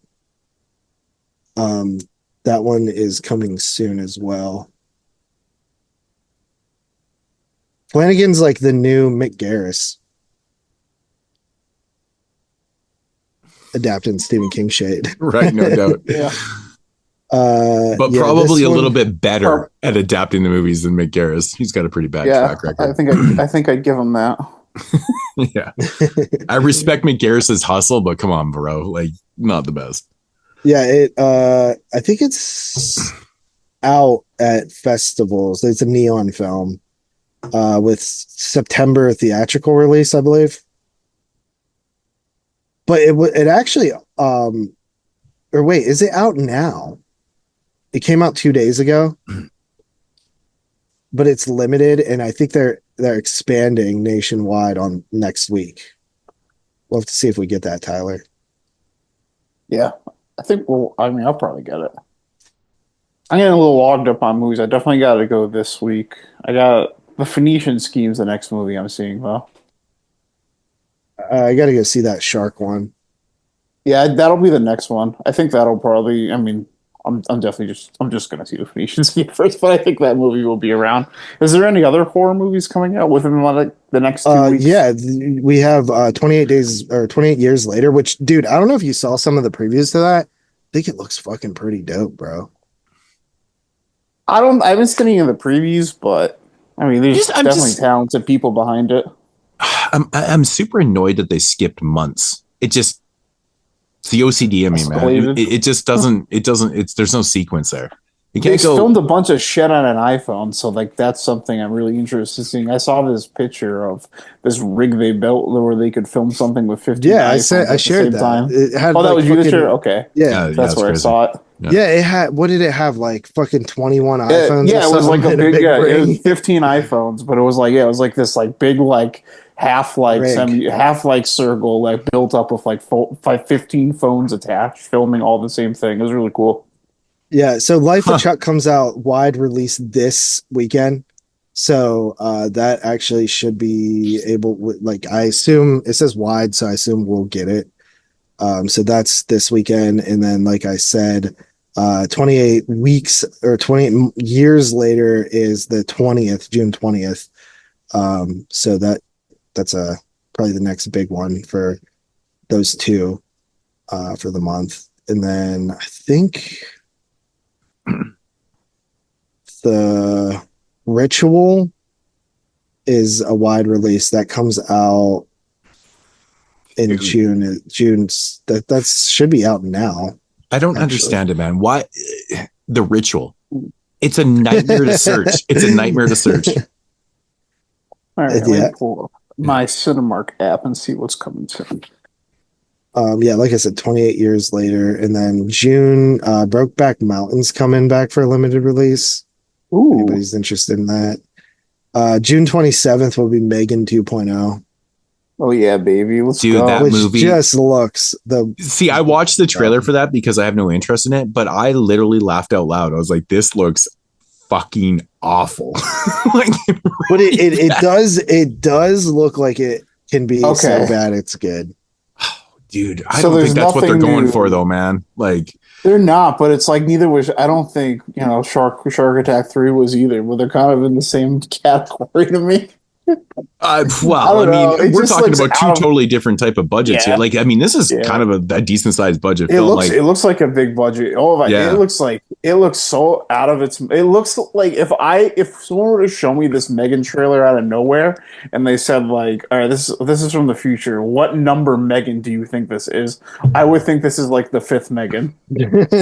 I could totally see that. Dude, I just feel like they jumped the shark. That's what I mean. They just like they jumped like 4 sequels ahead of schedule with how far they escalated it. Yeah. Over escalation, man. Yeah, when I first saw that trailer, like I on my random reel on YouTube, I was conscious. I couldn't fucking believe it when I was watching this cinema, dude. I was like, what the fuck is... I literally was laughing to myself Terminator out 2. loud. It is Terminator 2. 100% is Terminator 2. I'm like, this is fucking wild. But like everybody else is like, what's Terminator 2? You know, like they don't fucking know. It's like... And then for July, we have Eddington, the fucking Ari Aster movie, which is 2.5 hours, by the way. In the same week, we also get I Know What You Did Last Summer, which, by the way, bro, literally looks horrible. Yeah, I watched the trailer for that too because I have no interest in it. If you think it looks horrible, then like my feelings are like that's exactly how I felt too. Dude, and I didn't know if I was being hard or not. I agree with JP, dude. It looks like, and I'm biased here. Like I'm not a big fan of the first one, but like this one looks legitimately shitty, like really shitty. Well, I am a big fan of the first two, and so if I'm saying the third one's the best one, the third one's the best one. No, it is. That's not even. I'm pretty sure I said that when we reviewed them too. It's the best one. And then other than that, for July, limited release, which I'll probably get it at one theater if my theater. So right now, my theater, like my big theater, the one that has like tons of screens, is going under renovations. So they're actually not. They're like half the screens are up. So they're not like getting the more indie stuff that they usually do. But if it's finished by then, which I don't think it will be, Bambi the Reckoning will be out limited. Bambi the Reckoning. Yeah, that's one of the Pooniverse movies, I'm pretty sure. I'm so excited, dude. I'm loving the Pooniverse. Everyone hates me for it, but I like him. So yeah, that's basically what's coming out for the next 2 months at least. And then so the news that I had, it was like 2 pieces of news outside of those things I mentioned. Well, that wasn't the news. No. So this is like devastating to me. Like I am so bummed about this. I don't fucking understand. Like we were on such a peak, but the Saw franchise, as we know, there was supposed to be Saw 11 was supposed to come out like last year, and then they pushed it back to this year, and then they pushed it off of this year as well. Yeah. Apparently, Blumhouse is acquiring the Saw franchise rights from Twisted Pictures. So literally, I'm so upset about this because I felt like Saw 10 was such a step in the right direction for me. Like I was like, hell yeah. And now it's going to be fucking Halloween 2018. Dude, why the fuck Blumhouse is... Why did this have to go this way, man? Like, you're right. Saw 10 was the first one I liked probably since parts. Fuck, I don't even know.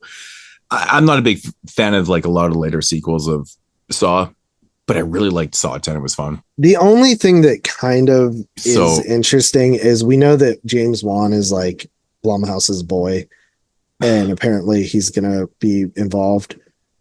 So...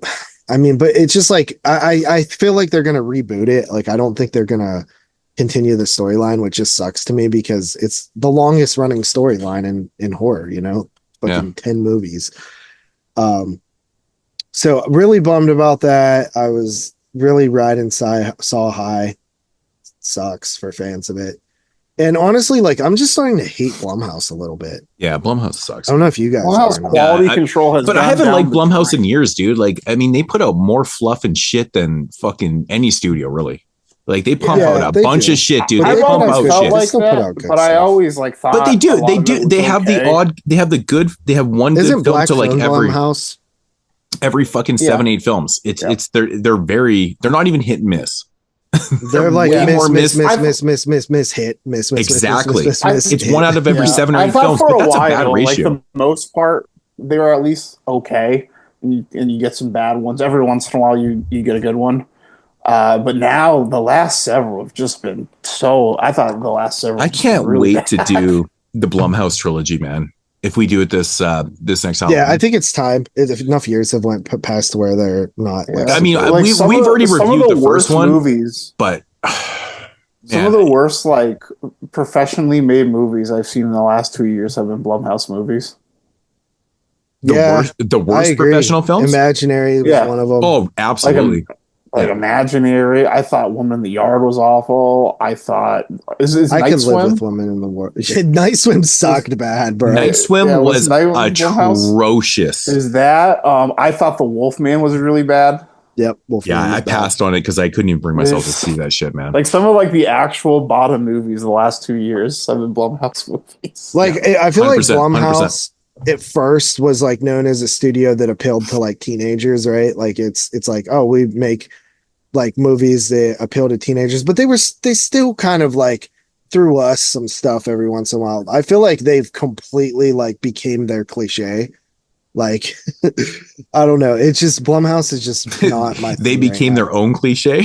Yeah, like they became That's amazing. What people said that they were, they actually ended up becoming that. Exactly. Yeah, it's a good point actually. But I know, like, I am looking forward to Black Phone 2. That's like the hope that I have for it, because it sounds very like Freddy Krueger-ish, the territory they're going in with. Yeah, I was kind of wondering like what they're doing with that one. That was a movie I thought was solid too.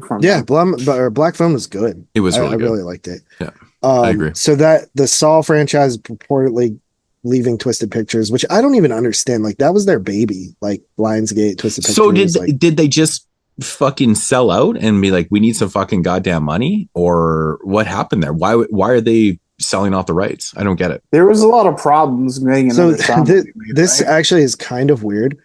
Blumhouse, here's what the article says. Blumhouse is essentially taking over the IP's ownership from Twisted Pictures.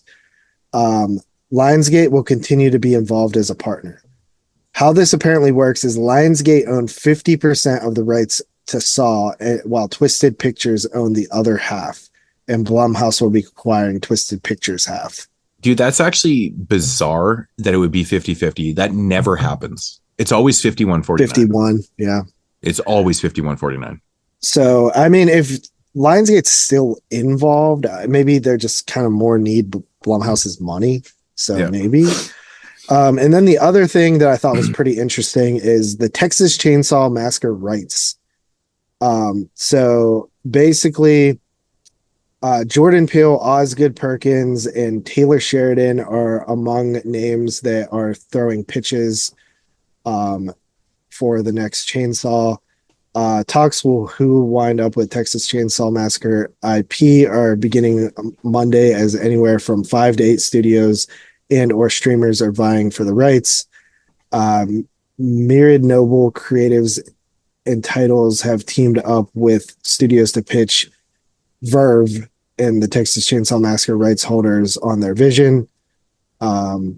Taylor Sheridan of Yellowstone is reporting looking to come on board to produce the new installment, while Jordan Peele and his Monkey Paw Productions have their own take. Osgood Perkins, meanwhile, would produce and co-write a new Chainsaw movie in a different package, which with Brian Bartino of The Strangers directing. That particular project, according to Deadline, the Perkins-Bartino collab would be a neon package. As for the JT Mollinger, Strange Darling director, is attached to a TV project for A24 that producers Lee and Powell are part of. Lee's also attached to a potential separate feature project with Netflix. Deadline also notes in today's deep dive report. So basically, right now they're taking pitches for a new Chainsaw, and a lot of people are interested. So that's we normally don't see this actually get revealed, right? Like sometimes you hear about these pitches, but like years later, we typically don't hear them as they happen. So it's kind of interesting. You have Jordan Peele and Osgood. So I wonder what they're going to do with the franchise. Like if whoever wins the bid or whatever it is, what are they going to do? I assume that each person sort of has their own ideas for it. So it could be it's the best idea that wins the pitch kind of thing. Like, I mean, because the franchise is so all over the place. Like it's just in and out of timelines. And like, let's face it, it's a messy ass franchise. Not overly appealing in the long run, but what the fuck? Like I just, where do you go with it? Like it's confusing. I mean, I imagine that I imagine it depends who it goes to, but I imagine most of the takes are fresh start. I imagine. See, I don't. That just seems like the way that it. Whatever. I mean, go. See, I feel like I wouldn't be completely opposed to a fresh start if it was something really unique. Right? Yeah. Like, well, you have to change like, the narrative completely. Yeah. Right. Like realistically, I would probably like none of these guys to be involved and just be doing something that's more original to them, because I think they're a little bit more talented than to be maybe fighting with the studio to make Texas Chainsaw 35. Hold on. But given this scenario, I think I would like it to go to Perkins Bertino.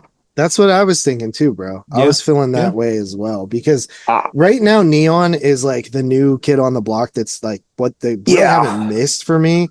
You know what I mean? Like completely. And I think that they're the fresh faces that are sort of like trying to continue what like A24 set up. And I think that there's, I mean, you can definitely make Chainsaw interesting by many ways, but like you could obviously do like a straight up Chainsaw like remake where it's just the same story, but you could also do something incredibly different with Chainsaw. Because the cool thing about Chainsaw to me is just the fucked up family. Like, and you could really go any territory with that. You can make it super vile and disgusting. You can make it more of a slasher. You can make it. You could add more characters into the family. Like you can create this crazy family. Like there is a lot of options for sure. For sure. I always thought it was like a misstep though. Like when they did Leatherface, but like I really like Leatherface, and I know a lot of people don't like it, but I say fuck you. I like Leatherface a lot, and I think that was kind of the take from those guys. They kind of just did something different. That is but I like that whole prequel thing. It could have used a little bit more money though. Really, I think that's like its biggest downfall. Is it looks a little cheap at times. Right. I mean, but all their movies were kind of like that though too. Yeah, they definitely do good for what they don't. Yeah. I always felt like there was like at least 2 more movies leading into the original Chainsaw after Leatherface. Like you could have really kind of exploited the characters a little bit more and did a part 2 and 3 Leatherface leading in, because it's just a prequel to, TCM.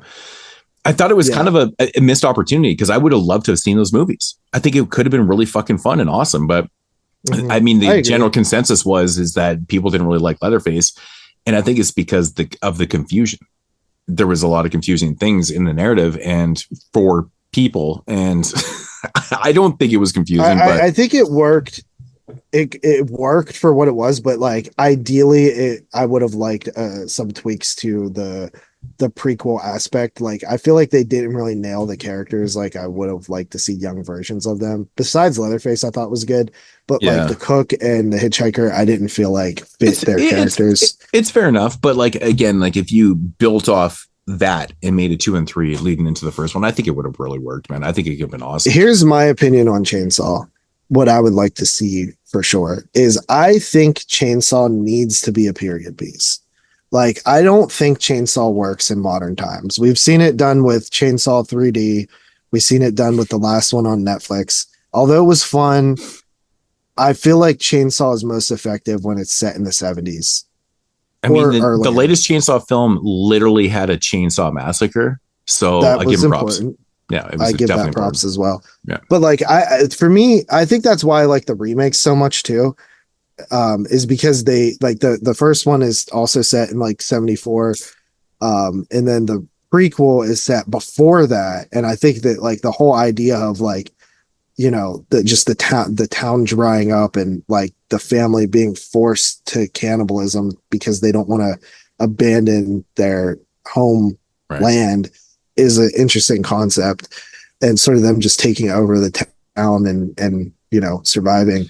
But I love Chainsaw in the 70s. It just fits. I can't wait to see the beginning on that fucking. Wait, is it 4K? It's coming out in 4K. Yeah, I think so, right? Oh my god, dude!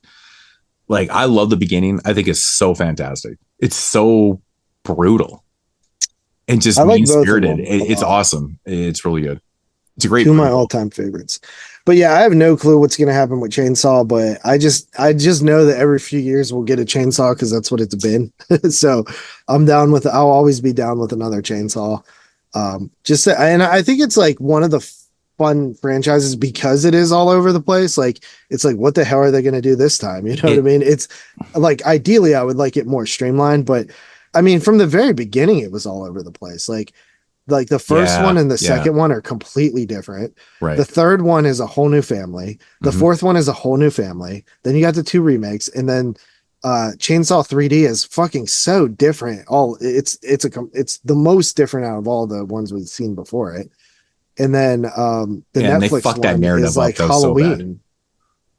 The Netflix one like does the Halloween approach, so it's kind of odd, but yeah. So those are the 2 little pieces of news that I had. Yeah, I'm always down for some TCM films too. I mean, that last one that they put out was fun as hell, man. It was fun.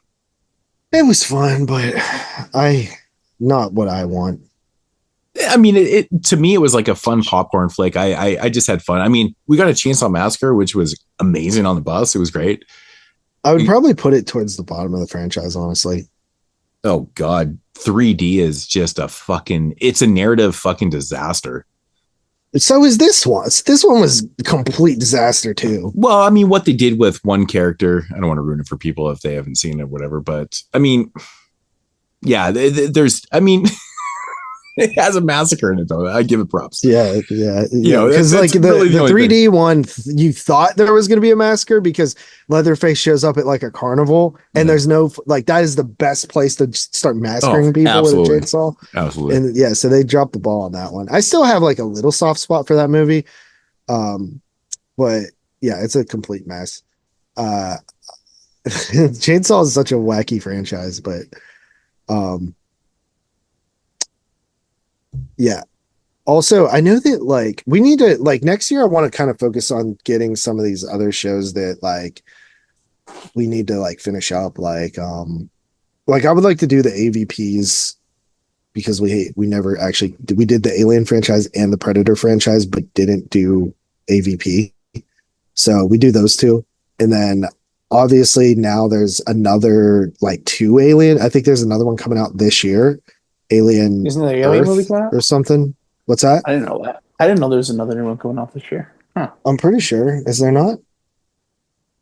You could be right. I just haven't heard of it. I just haven't heard anything.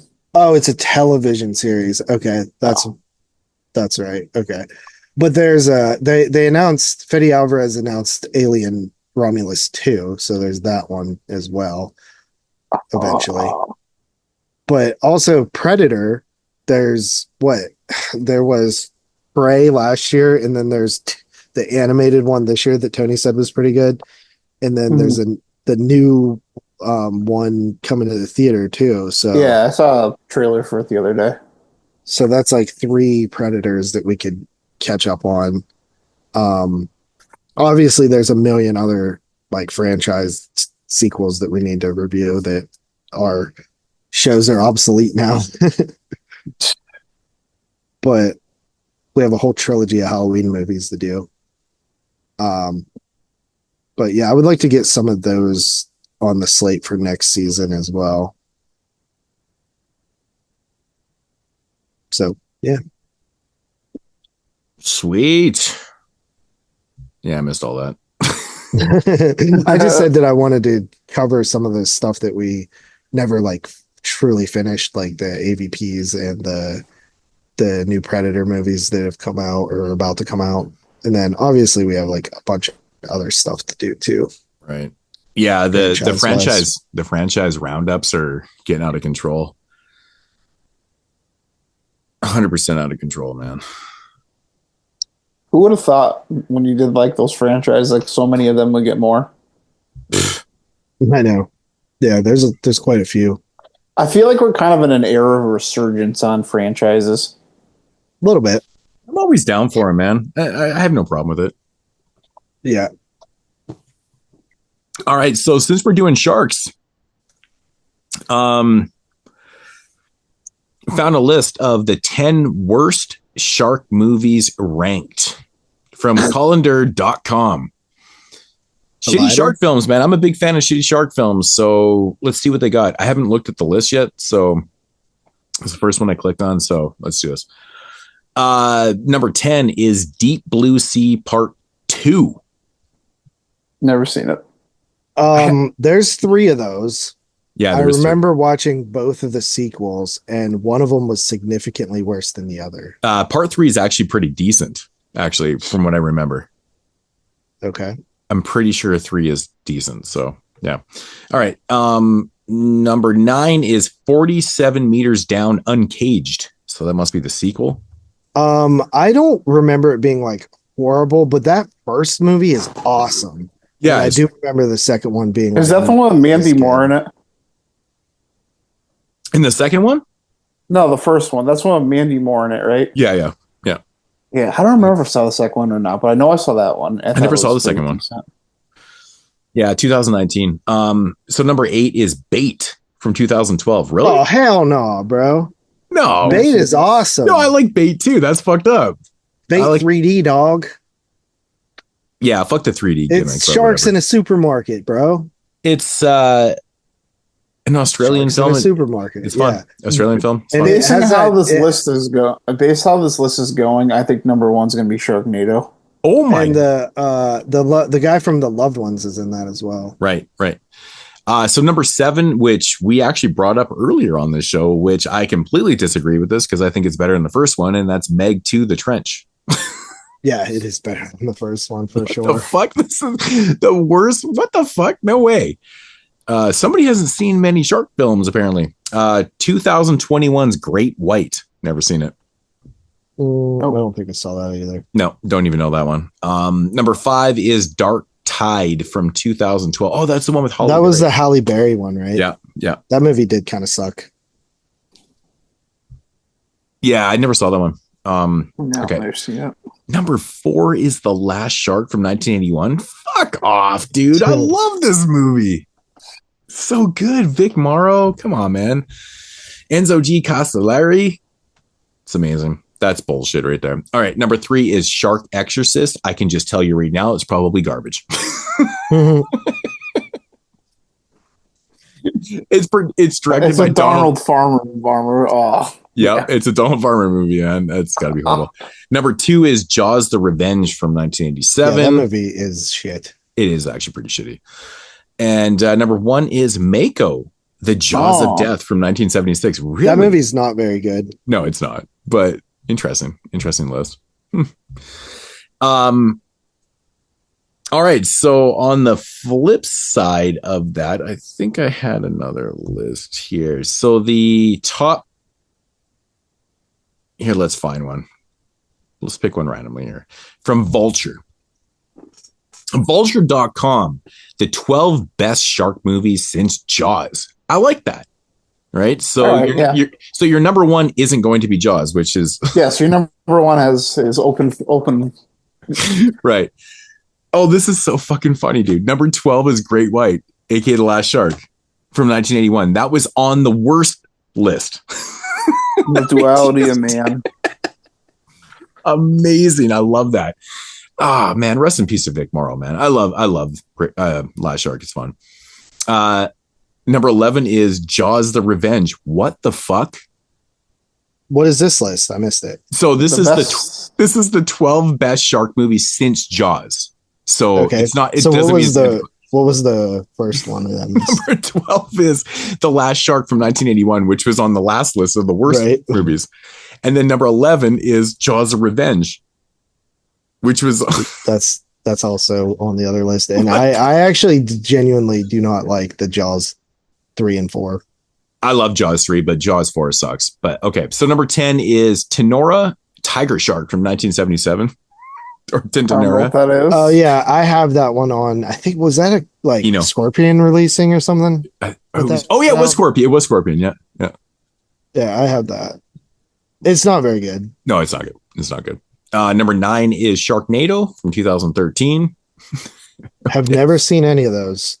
I've only seen the first one. I'm surprised you haven't. Though. So we're on the best shark. Okay, this is fucking bizarre because I'm dying here. So Sharknado is not. What in the living fuck is this? You got to be shitting me. Number 8 is Zombie. Oh, come on, bro. I gotta read the write-up. Though not technically a shark movie, there's no way not to include Lucio Fulci's Italian film Zombie, aka Zombie 2, to suggest incorrectly it was a sequel to blah, blah, blah, blah. What the fuck, man? There's one scene in the film with sharks. I know. Come on, bro. This guy thinks he's cool because he dropped Zombie. Right. Yeah. Number 7 is Jaws 2, which I'm not a huge fan of. I think Jaws 2 is boring, to be honest. Jaws 2 is one of the best shark movies that isn't Jaws. I mean, technically made as well, done, but I just find it boring. It's a little boring, but it's one that aired all the time on TV. I have a bit of nostalgia for. Number 6 is The Reef from 2010. Yes, The Reef is a good movie, for sure. I agree. Number 5 is The Meg from 2018. I totally disagree. I think the sequel's better. But okay. Number 4 is Deep Blue Sea, 1999. Agreed. I thought that was going to be one. I agree that is one of the best shark movies since Jaws. Number 3 is 47 Meters Down. So we got the original one. Yes, the sequel is on the worst list. Number 2 is Open Water. Shit, I forgot about that one. Yeah, it's pretty good. I like the sequel better. I'd have to watch that again because got tension. I saw it in theaters and I was just way too young to see it because I thought it was like the most boring shit I'd ever seen. It is very boring in terms of like it's literally just two people floating in the ocean for most of the movie. But if you really like put yourself there and start thinking like how terrifying that would be, it is effective. Yeah, and I saw this like literally in the theater. So I was something like 10, 11 years old. So like, I saw it at the drive-in. Yeah, I remember thinking it was just the most boring thing I'd ever seen. But I didn't think it was boring. I thought the same thing. I mean, I thought it was intense because, like, I mean, if you put yourself in their and it's based on actual in their water shoes, like that actually happened. If you put yourself in their water shoes, I couldn't do that. And like when I'm coming in thinking this is a shark movie. Yeah. Right. Yeah. All right. So number 1 is The Shallows from 2016. It is good. It's a little over the top at times, but it is one of the better shark movies. I agree. It's good. Yeah. You're missing Bait on there. Bait was on the other list. I know. What other? I'm trying to think if there's any other like ones off the top of my head that I like legitimately good shark movies. Yeah, I'd have to sit down and actually think about that because I'm thinking. I mean, there's a lot of shark movies that I like, but I wouldn't classify them as being good movies. Shark Night, I think, is actually pretty fun. Yeah, Shark Night's fun. Yeah, that's a good one. Yeah, I'm looking at lists. Most of these lists are pretty much the same shit. Like all these lists are pretty much the exact same kind of top 10s and stuff. I mean, when you go to shitty shark films, man, I mean, there's an endless list of those. There really is. Like, I mean, in the last like 10 years, there has been hundreds and hundreds of bad shark movies. It's just these really terrible fucking CG films. What? I don't know what the fuck, man. But yeah. I think that about covers the good ones, honestly. Yeah. Probably, there was a sequel to The Reef that came out a few years ago, but I can't remember if it was decent or not. I feel like this is like it's kind of hard to make a good shark movie. It is. So how are you guys doing on 25? Somewhere around 20. I am exactly probably at around 20. there as well. But exactly I honestly could have. I have like half a list right now that I'd be happy with. which is Yeah. more saying more than like in all honesty, like if the second half of the year is traditionally better going forward, I actually might have to make some cuts this year, which I haven't really felt strongly this early on in a while. So pretty cool. I don't think there's like a crazy abundance of movies so far, but like the ones that I have seen were all pretty solid. Yeah, I have 5 movies I would be okay with making my list right now. One of them better not be Better Off Tomorrow or whatever the fuck that thing is called. I wouldn't hate if that made my list right now. I think I'd legitimately have. I'm banning you from the show if that makes your list. Just like maybe 2 movies. It's not impossible. Like, I've watched 20, and I maybe have 2 movies, maybe 3. So have you guys seen Freaky Tales yet? No. I kind of want to touch on that. You missed some of the good shit though. It's actually I have 6. I have 6 actually. I would be okay with. Yeah, I mean, I definitely have missed a couple so far this year, but I mean, I'll get around to them once they're available for me, I should say. Freaky Tales, I wouldn't say is generally a straight up horror film. It's more sci-fi. It has horror elements to it, but what really attracted me to the film was obviously the connection to Too Short, which is one of my favorite MCs of all time. And of course, the movie's named after his classic song, Freaky Tales.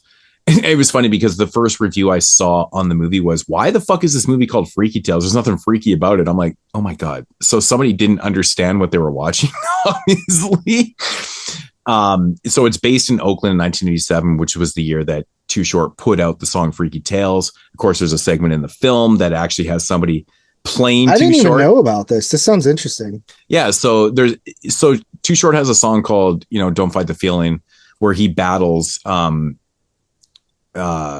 which is kind of weird. Which is kind of weird that they did this in the film because that song came out in 1988. It's kind of a problem I have with the movie because that song was actually on the Life is Too Short album that came out in 1988. And there's a whole segment that's based around the girls that, rap against Too Short. And there's a whole battle in the real song. But that song came out in 1988, which is obviously not. Damn, I didn't even know about this movie. People. Yeah. Really So it's an anthology that all connects itself. Marshawn Lynch is in here. So yeah, it's an anthology film that all kind of connects itself. But Tom Hanks is in this. Dude, Tom Hanks' character is so fucking awesome, dude. It's so fucking funny and awesome. But it's kind of cool, man. It's not like, where is this at? 100%. Have you seen Marshawn Lynch act in anything yet? No. Yeah, it was. He's actually not bad. He was in this. It was pretty random to see Marshawn Lynch called Bottoms that I did not like at all, and it was like a very like pro like feminism movie.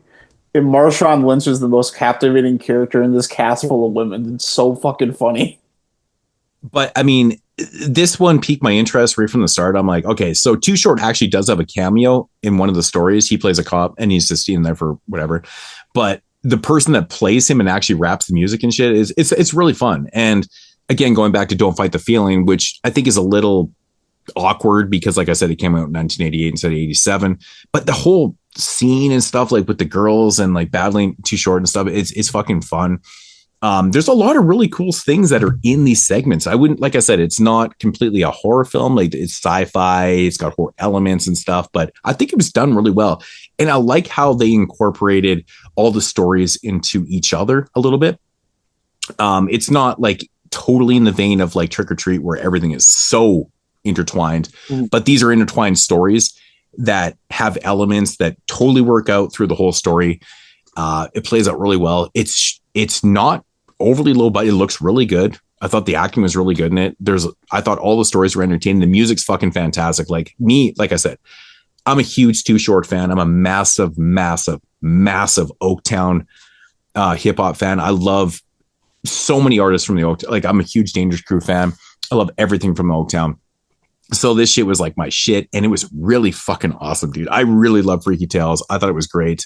You guys need to check it out, man. Really good stuff. Is this a movie like you'd look twice at if it was on a horror list? I could see it being on horror lists if people liked it that much, but like I said, it's not like a full blown horror film per se. I mean, I would have trouble putting it on my list, even though I loved it. I love this movie. I thought it was so much damn fun. Oh, okay. Like I was getting goosebumps watching this shit, man. Like I said, there's a little bit of issues with the time of music coming to like Don't Fight the Feeling. And even when Too Short's Oaktown song, like Oakland, that song was on Life is Too Short that came out in 1980. Yeah, but is that part of the plot? No. It's all taking place in 87. Right. But So I'm saying like, they're just using the like future songs, but it doesn't like, it doesn't play into it. No, it's just kind of like it almost feels like a misuse because it's all set in 87 and these songs hadn't technically come out yet. And there's like a whole segment about but the song I think how do I explain it? I think that like the way you're describing it is that it's an anthology, right? And it's like some of his songs, they're taking stuff from some of his songs. I guess it doesn't really matter that they came out later because they're not in the movie. Well, it's just the fact that it's literally set in 1987. And I know that those songs didn't come out. They weren't even released in 1987 as singles or whatever. So it kind of bugs me a little bit, but I get where you're coming from. But like at the same time, Life is Too Short came out in 88 and two of those major songs that are in the film are from like a year later. It is what it is. But there's some good stuff, man. The production value in the film was so much higher than I was ever expecting it to be. And the acting's great. Like there's so many good performances. Honestly, I didn't even realize that Tom Hanks was in the film. I thought that was kind of like a huge spoiler. I think he was hidden, but his character is fucking awesome. I'll just say this, man. Tom Hanks is running a video store. That's the scene. It's pretty awesome. It's pretty fucking awesome. So, yeah, good stuff, man. Really, really, really good stuff. You guys need to check that shit out. Cool. I didn't even know about it. Yeah, I didn't know about it. Yeah, I mean, like I said, man, if you guys are, especially if you're familiar with like, Short Dog and, his music from that time and Oaktown in general and shit, like it'll hit a little bit different, which I'm assuming you guys probably aren't that familiar with it, but like it hits super hard for me. It hits so hard for me, man. Cause like, I mean, he's literally one of my idols. I've always liked Too Short, but I've never like deep dove into. Yeah. Like he's literally one of my idols. He's literally one of my idols. Like I grew up listening to Short Dog, like, 87 to like, fucking 98 kind of, I mean, Short Dog's still doing stuff to this day, but, that was my shit, dude. I mean, really, really good stuff though. Highly recommend it. I haven't really heard many people actually talk about it. So I think it's also because a lot of people probably that watched it probably don't consider it to be straight up horror, but still should still have a decent buzz about it. It's way better than I ever thought it was going to be. I was actually freaked out, no pun intended, watching to go into Freaky Tales because I didn't want to be disappointed. And it wasn't. So good. It's always one of those good things, but yeah, good shit, man. I mean, it's got the opening sequence, man, like fighting Nazis. It's got rap battles, it's got video stars. It's got fucking, Tom Hanks. It's got some pretty dope basketball shit in it. It's good shit, man. It's good stuff. So yeah, check it out. I watched it on F Movies. I had to illegally watch it because I didn't even know F Movies was still around, dog. Yeah, I search around for them. You got to find them, but you got to get on that damn MB, bro. You're missing out, dog. It's so easy for 2025. Yeah, they like instantly go on there when they pop up anywhere. Well, didn't I try to do that shit and it like wouldn't play up here? Like I don't know that. I don't even know if that's real. Because it's a UK company. It's like the one that we're using is from the UK. Yeah. So I imagine. Was it the one I was trying before though? Same one? I'm not sure, honestly. Because remember, I literally put in the password. I also don't have faith that you even know what you're doing when it comes to stuff like this. So no, it could just be like user error. No, because I remember putting in the password and shit, and it was like wouldn't work. I'm like, what the fuck? Even Jeremy was like, it's not really like that though, because you have an account and you're added to a server. Right. So it's not even like a password thing. Yeah. I don't know. I probably don't know what I'm doing. I mean, hate if you were on the MB server we're on, you could be watching Hurry Up Tomorrow right now. Yeah. Right. And you can watch What Sinners. Yep, you can watch Sinners. That's on there And now. Watch Sinners in the theater. And you can What would watch Predator, Killers of Killers. Killer of Killers. That's the animated one, right? Yeah. Yeah. I'll get around to him. Yeah, I mean, whatever. It is what it is. I know it's so easy for you guys, but it's complicated up here. I don't think it is.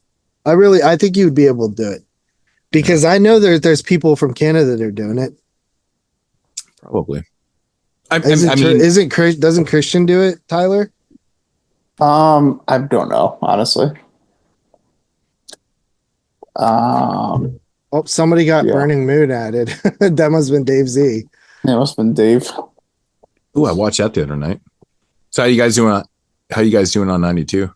I'm at 38. The funny thing about 92 is I haven't even tried to do I probably have tried intentionally watched maybe 6 or 7 movies. I watched Amityville 2 and Axum and Dangerous Seductress and Trespass, which isn't a horror movie, but it's 92, so Which one? Trespass. That's awesome. I did the same thing when we got. I have it on Blu-ray, so I'm definitely gonna watch Trespass. Dude, I love Trespass, man. I watched it a couple I'm years ago. just such a huge fan of that movie that I just any excuse to watch it. I'm like, oh, this is nice. Yeah, I'll use it. That's a good. It's a great excuse to watch Ice Cube and Ice-T on the same screen, man. Dude, it's one of my favorite things that ever happened. Just because I'm like, they're both playing such cool characters. Yeah. They have the song at the end. I love Trespass. It's so dope. Yeah.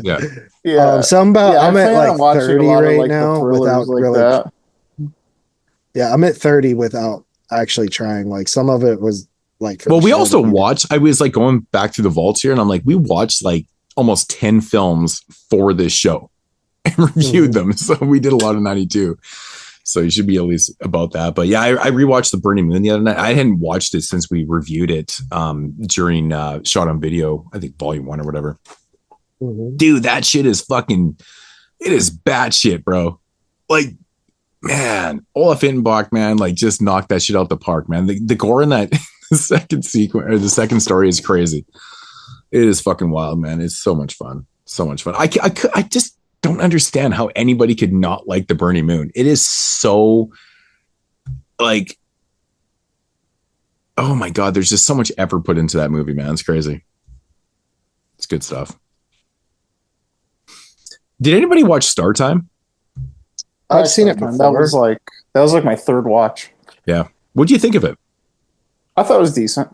I liked it. To me, it always felt like a movie that is cool and I like the concept, but I feel like it could have been so much more cool. It needed kills. Yeah. Yeah. I agree, man. I think that movie would be so awesome if it had the kills in it, But yeah, the concept is really good. I still like it though. Man, I rewatched Bride of Killer Nerd the other night. Oh my God, dude, that movie is so fucking funny. You guys will hate it. You guys will hate it, but I mean, I'm not a big Killer Nerd fan in general. I think the sequel's better than the first one because it's just straight up he has a bride and they're just massacring people. It's hilarious. It's so different than the first one, man. It's awesome, man. I love it. Yeah, good stuff. And Auntie Lee's meat pies. Oh my God, dude. Auntie Lee's meat pies. I need to watch some more 92 stuff. I kind of just been doing random stuff at this lately. I have a list. Have you guys ever seen Dangerous Seductress? I saw that you watched that, and I watched that one. I was like, "What?" Yeah, I watched that one. Is it just I remember thinking it's from the dude that did Mystics in Bali? Oh wow, crazy! No, I've never seen it. It's half a great movie. The opening is so fucking batshit. Yeah. Okay. So it was this one. I remember feeling like I got catfish because the opening's really good. This is the one where it starts out with some gang chase. It's right? a police chase or a shootout in cars, and then there's a crash, and there's like some Hellraiser shit that goes on, like with like a dead body and severed fingers and shit. And it's like, damn, this movie's gonna be cool. And then there's like a rape scene after that, and you're like, oh, this movie's gonna be nuts. And then it just kind of like fucking it like stops trying. Yeah, it just gets so slow after that. Wow. Yeah, I'm at 52, so I got 40 more to go. I'll probably do 92 for 92. I have a list of 100 and I'm not watching a bunch of that adjacent shit, man. I'm not. I mean, I don't have any adjacent shit on there. I don't think. Well, you watched Trespass. That it wasn't on my list of 100 and whatever. I have a list. I have a list of 106. Yeah, I have a list similar to that, and I also would like to do 92. But if I'm gonna watch 92, like I'm definitely watching some adjacent shit to pad out the numbers, like Unlawful Entry. There's a ton of TV movies, man. I mean, unless we count like Single White Female and like Hand That Rocks the Cradle. I would definitely count that one's less questionable than Single White Female is fun. It's a fun movie. Yeah. I mean, it's definitely more on the thriller. It's got those elements for sure.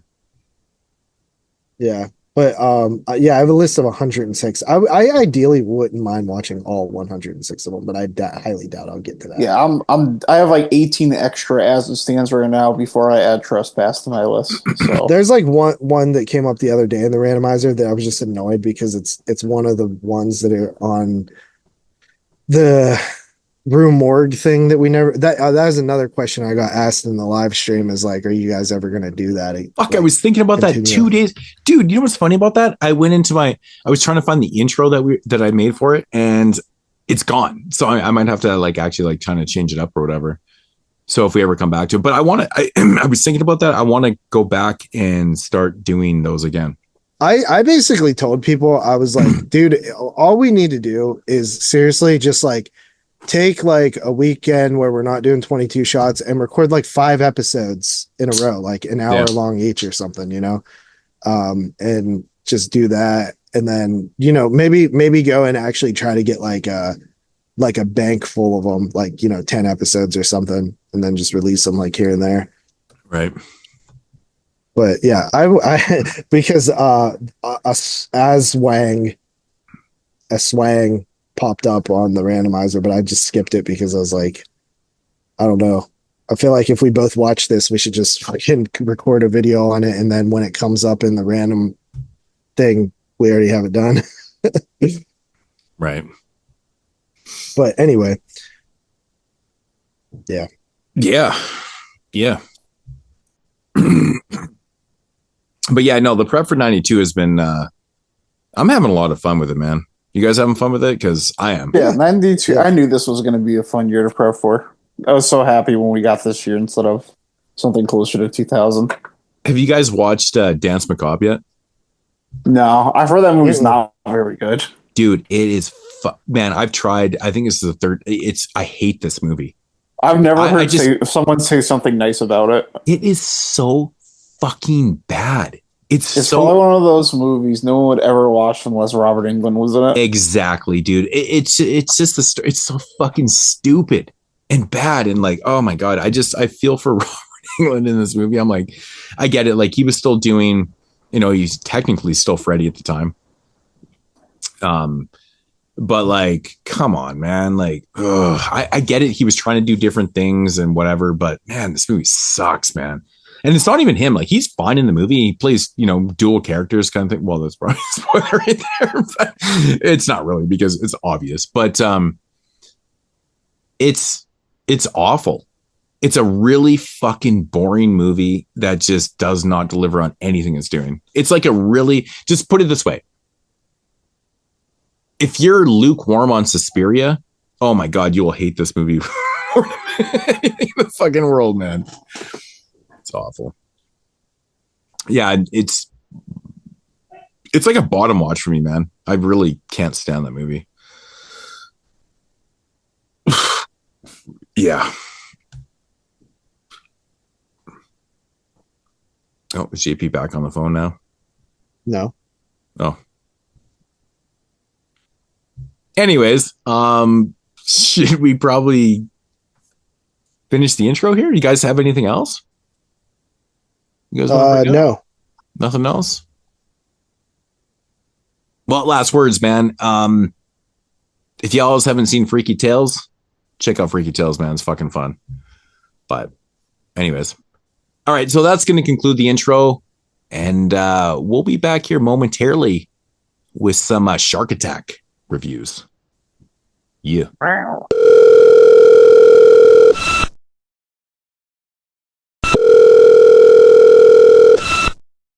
Yo, who this? Yo, Moodz, it's your boy, the ill-mannered funky child, calling you to remind you that the featured reviews on this episode contain spoilers. Aw, yeah, man, that's right, brother. Thanks for the heads up, playa. Now go back to being an unproductive asshole. Fuck you. Now tell your listeners to stop being so dumb, silly, sensitive. Yeah. And now, our feature presentation. All right, so getting into the featured reviews here on episode 296. Yeah, we got the Shark Attack Trilogy, Zoology Volume 8. All right, so starting off with the first one here from 1999, the TV movie Shark Attack. Quick little synopsis. Let's do this. All right. In a once serene African fishing village, a marine biologist goes in search of some answers when his friend becomes a victim in one of a series of brutal shark attacks. Yeah, it's pretty accurate, I guess. So, JP, what are your thoughts on the original Shark Attack?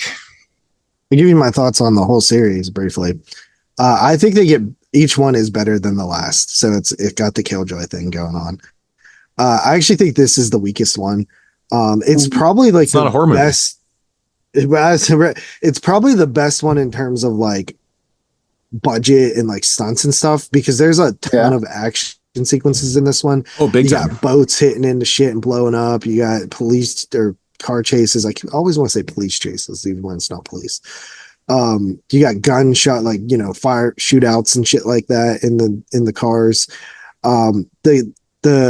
There's really one thing I will say about this series in general is that there's actually like quite a lot of practical effects, even though there are some CGI stuff in the other two. Like there is actually a ton of practical stuff in here. Pretty sure they just like cut open real sharks in this movie. I don't even think in part 3 there's really CG. I think it's superimposed stuff. Like I don't even think that's CG. I think there is some CG in there. But like you're right, there is a lot of like superimposed stuff. Like it's a lot of like just kind of screens where they take the stock footage and then they superimpose their scene and they put it in. Like they do this over and over again. Like there's probably 6 or 7 scenes in part 3. Part 2 might have one scene. Is it part 2? That has one where I was kind of like, is that fucking CG? But I wasn't 100% sure on that. It's like one. Yeah, and it looks like, I know what you're talking about. It looks like Windows 98. Yeah, it was weird, but like it looks bad. For the most part, like it's pretty CG free. I mean, this is very before like they started making shark films where it was like all CG. Like everything was just straight up CG. Well, it's also at a time where like movies that were made for like the video market or the TV market, they didn't fully rely on CG. Like they did do practical stuff. Yeah. Even as CG became more involved, there was still always like a percentage that was practical in this era of filmmaking, which was awesome because now there was always a mix. Nowadays, all of this would be CG. Yeah. It's not like it was like overnight where it just suddenly all became CG. Yeah. But overall, like, it's funny because isn't the lead actress in this one the same girl as in the third one? Yeah. Yep. Yeah, she was the sister in the first film and the love interest, and then she's the main character in this one. She's the paleontologist in the third one. Yeah. It's fucking so funny that she plays a different character in the same brand. Like, what are the chances?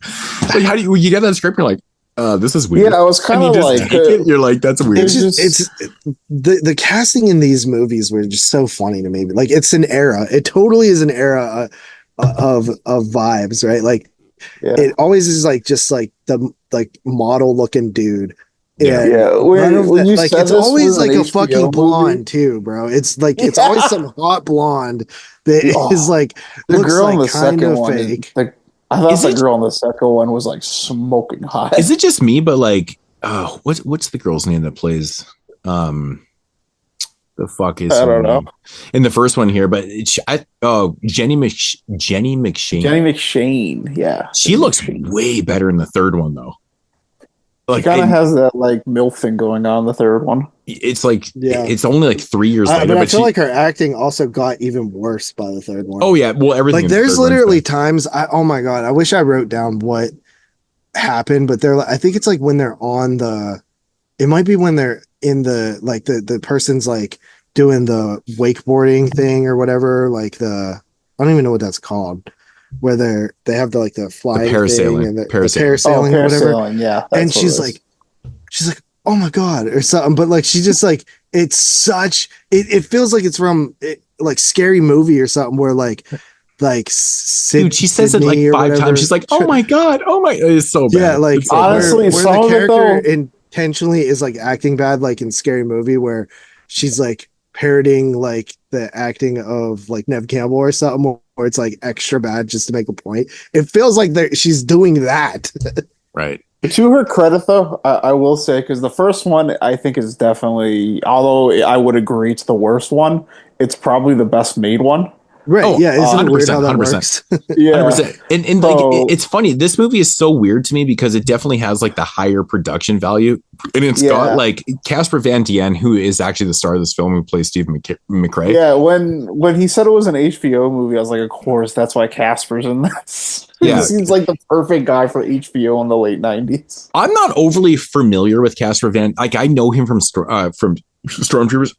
That's like the only thing anybody knows him for. He's kind of just does a million roles like this. That's what I know him. Like, I don't really remember him from anything else, but the obvious weird one-off here is Ernie Hudson is in this film. Yeah. He plays the mayor of the town, who essentially is kind of. Are we giving spoilers here? Because the 1 and 2 are kind of connected. I don't think anyone gives a shit if we spoil these movies. But anyways, Ernie Hudson plays the mayor here, who's a fucking dirtbag, essentially, what it comes down to, which is quite fucking obvious. And that's something I want to ask you guys about this thing too. Is like, so when you're watching this film, which I will say is not a goddamn horror film, this is a fucking conspiracy. Mad Doctor thriller. Oh yeah, Ernie Hudson. I forgot about that. Like he's this like, movie, dude. Like Ernie Hudson, though, bro, he is like the best actor by far in this shit. Yeah, he's and so he good. like even when you first see him, like you know that Ernie Hudson knows like what he's doing. Like he's on a different level. He's just on a different level. Yeah, he's like I'm gonna have fun with this. He knows he's hot shit. Like the first time you see him, like his character immediately, you just know what this guy is. He plays into the character quite well. You're gonna be a villain, bro. He plays into the character so well because he knows he's the best actor on that fucking set, and he's also the biggest douchebag too. It's awesome. But yeah, no, this movie is like one of those films where when you're watching it, and like this is the first time I'd seen this movie. Are we supposed to be in the dark that the doctor, the mad scientist guy who you know who's doing the genetic altercations or whatever on the fucking sharks, and Ernie Hudson's character, are we supposed to think that they're not bad? Because I mean, technically, probably yes. We're supposed to think they're not bad, but it's so obvious from the start. Just the way it's so obvious. The way.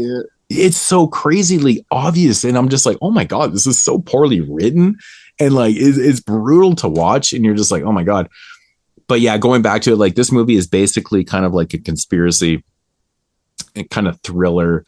It's not really a horror film. It doesn't really have a body count. There's like a couple deaths. Yeah, that was something I noticed about this movie. That I was like, in this movie. This was really light on the sharking attacking.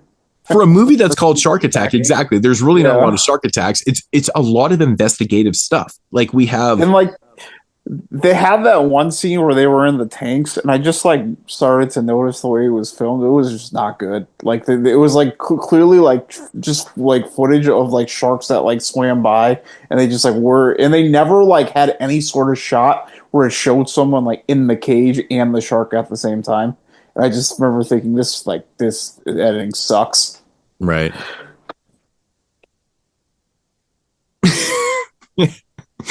Yeah, it just feels like this movie is going through the motions for like the entire thing. It's like like this investigative thing, but I feel like when I'm watching it, I'm like, when are you gonna realize that these are the bad guys? Because I realized that 5 minutes into the movie. You know what I mean? It's like, it's one of those fucking things. It's like, dude, stop with this. It's like you're beating around the bush for 90 fucking or for 60 minutes before it's revealed that they're bad and shit. But that's one of those things about the movie that really cracks me up. It's like, so we get this reveal where the doctor, it gets revealed of what the doctor is doing and why these sharks are the way they are. He's been kind of like speeding up their metabolisms to kind of create this drug and stuff like that. It's actually kind of hilarious when you think about this, because this is sort of like Deep Blue Sea. Yeah, in a sense, yeah. This came out 2 months before Deep Blue Sea. Yeah. And they both came out in 99. Deep Blue Sea is so much better than this movie, though, too. It's Deep Blue Sea is fucking, it probably has 10 times the budget as well. Yeah. But even narrative-wise, it's like...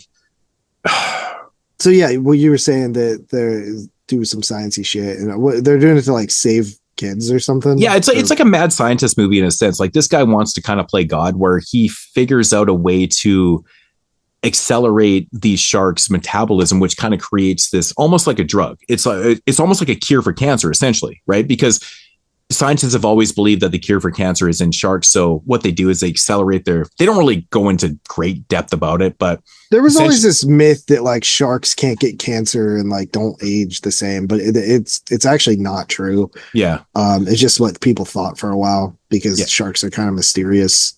Yeah. But they can get cancer.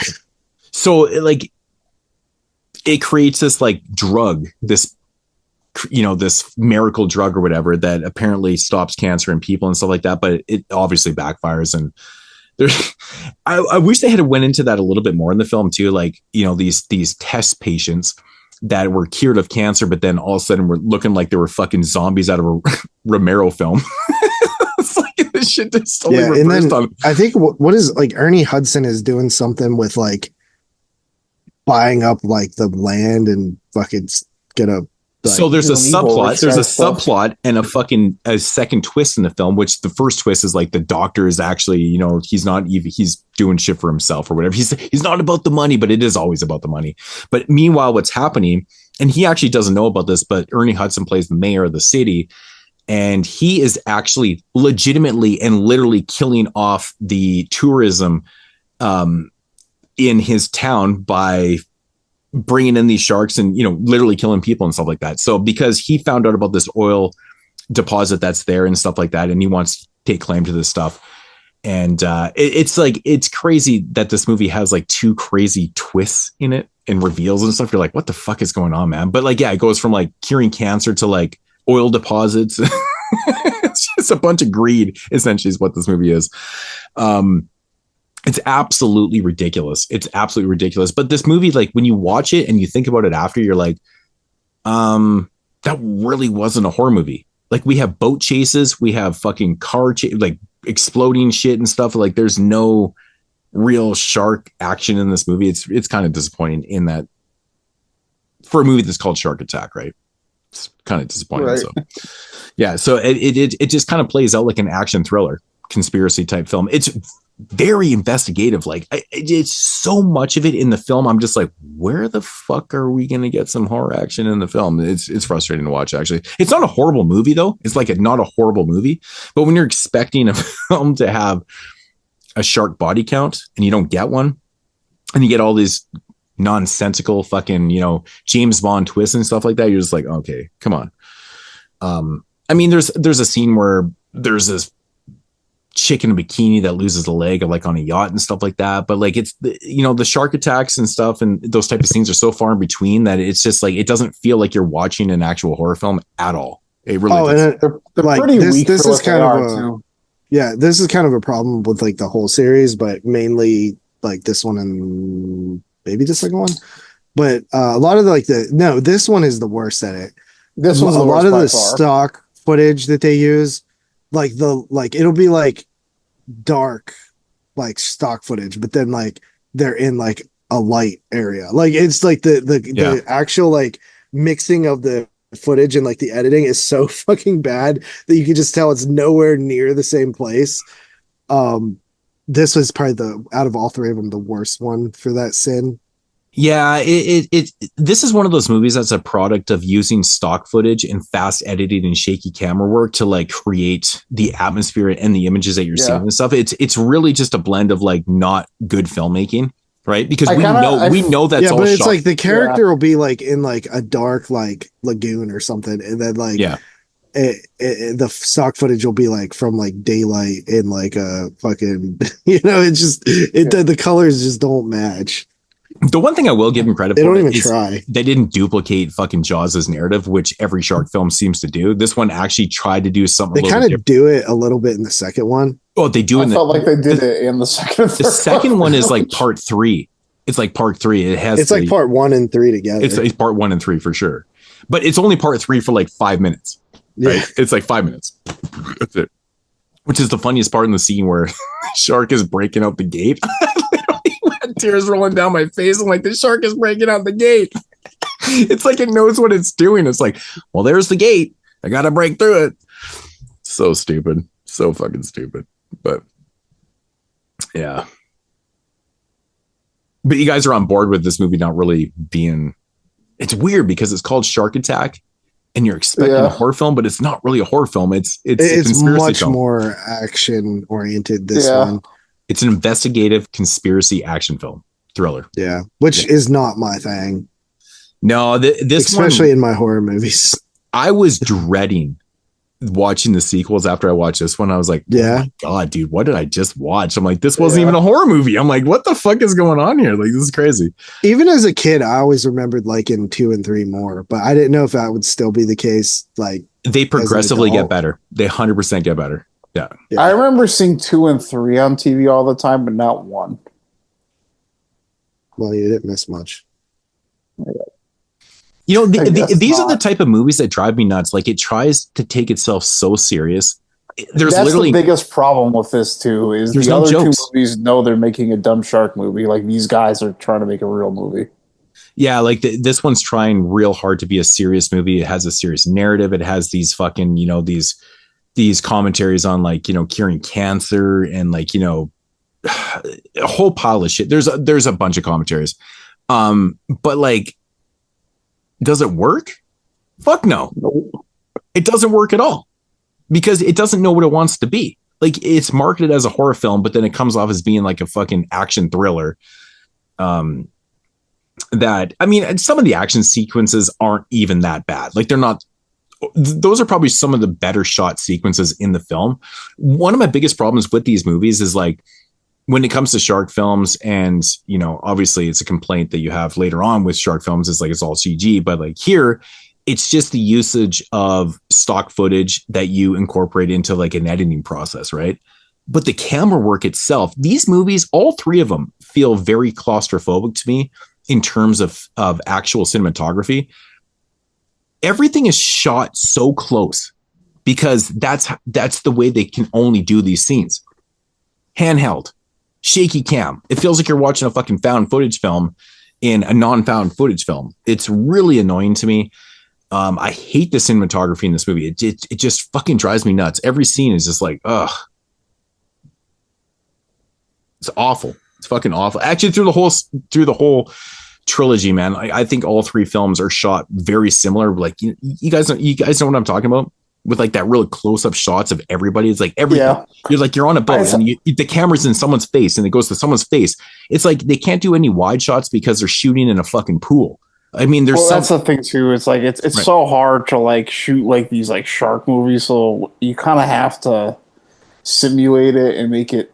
It's a lot. It's something I didn't really notice as much as a kid, but like as an adult now, like it's easy to like see that they're just like shaking the camera, doing close-up shots, and there's nothing around them. I would have loved to. I would have just preferred them to do the wide shots and, just and have that kind of cheesy appeal to it, or because they go for this like serious effect. Like, we're going to get real close and it's going to be real effective and it's going to be real thrilling and like, but all it does for me is create a claustrophobia, because it feels like when I'm watching these movies, I'm touching faces with them. You know what I mean? Because they're right there. I'm like, why the fuck am I just seeing a face? It does. It looks amateurish. It looks fugly.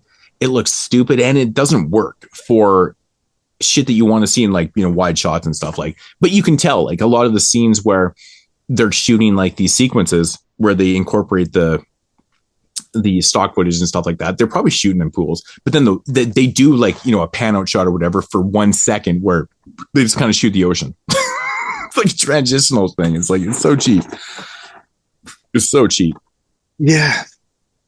Yeah, definitely. Overall, that's just kind of a filmmaking technique. I don't think that's aged that well. No. And also like, I think that just like this whole trilogy, but like the first one a lot too, just looks like a movie that was made in like 99 for TV. Like, yeah, like the techniques, the casting, even like the sound, like the score and stuff just feels of that era.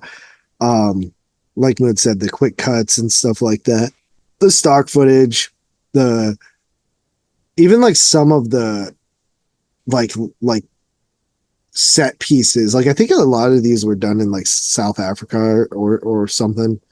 Yeah, 1 and 2 were actually shot both in South Africa. Yeah. Yeah, I know that like some of the hence like the and the ADR ADR on these are all pretty rough in terms of like the sound. Yeah, the dubbing is annoying at times. It's just like it's so obviously weird.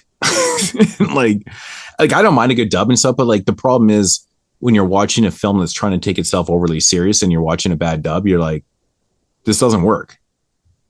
It really doesn't fucking work. So, I mean, here we are like seriously critiquing fucking Shark Attack, but at the same time, I mean, this is what we do. But like the movie they were itself, trying to make a good movie. They were trying. It's like the other ones. That's the thing. They were trying to make a really, really good movie here, and I think they did succeed on certain parts. But the action sequences aren't the worst I've ever seen. Like it's not bad, but like a lot of the shark scenes, but the general cinematography in the film is just awful. It just feels so.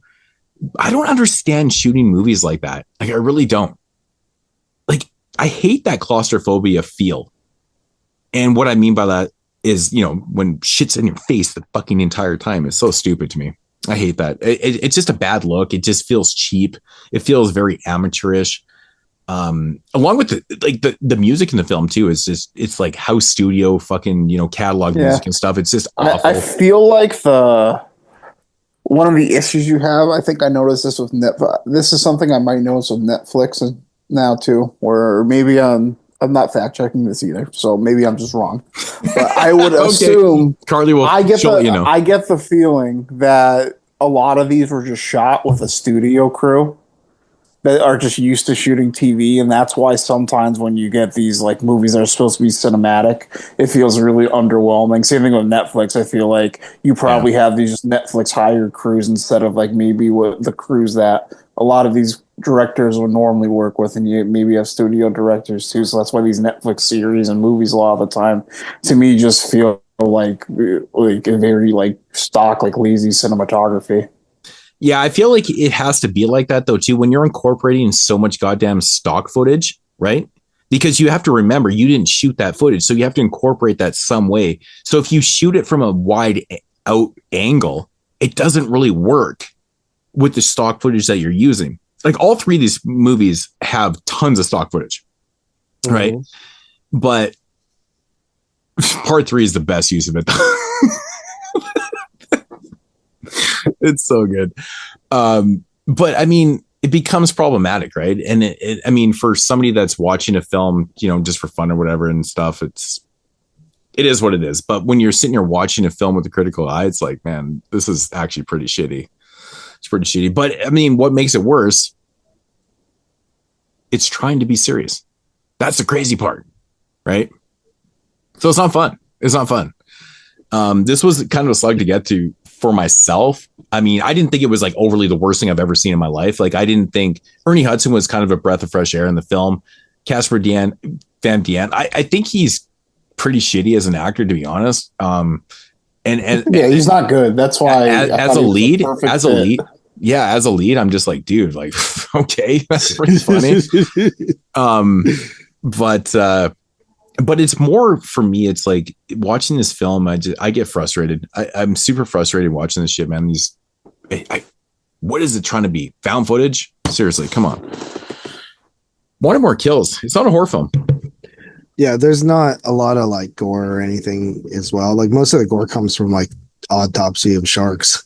And that was definitely a real shark that they were cutting open. When they put the arm in there, and like obviously they put that in after because sharks technically don't eat people, but it's a fucking huge myth that that has been sharks will definitely eat a person.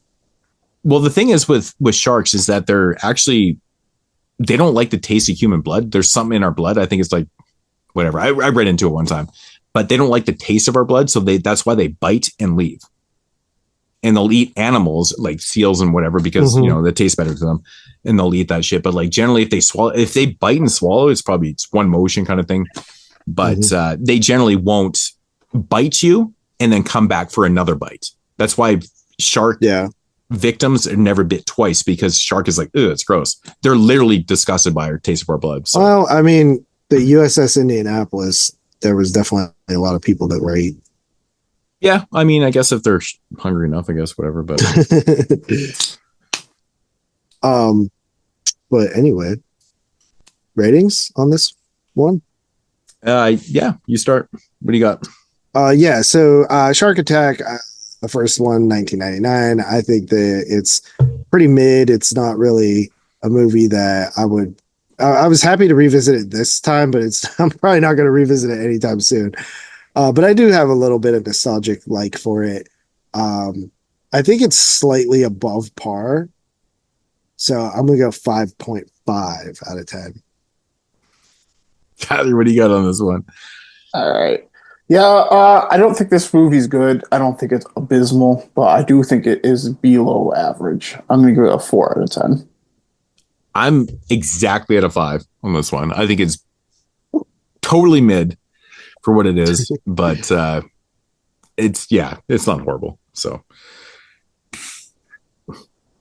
all right. So that is Shark Attack from 1999. Underwater demolition explosives should be enough to turn those bastards into a bloody shark smoothie. All right, so moving into the sequel here from 2000, straight to video, Shark Attack Deluxe. Synopsis: the mutant sharks from Dr. Cavern's experiments in Shark Attack 1 are back. This time choosing Cape Cod, South Africa as their hunting ground.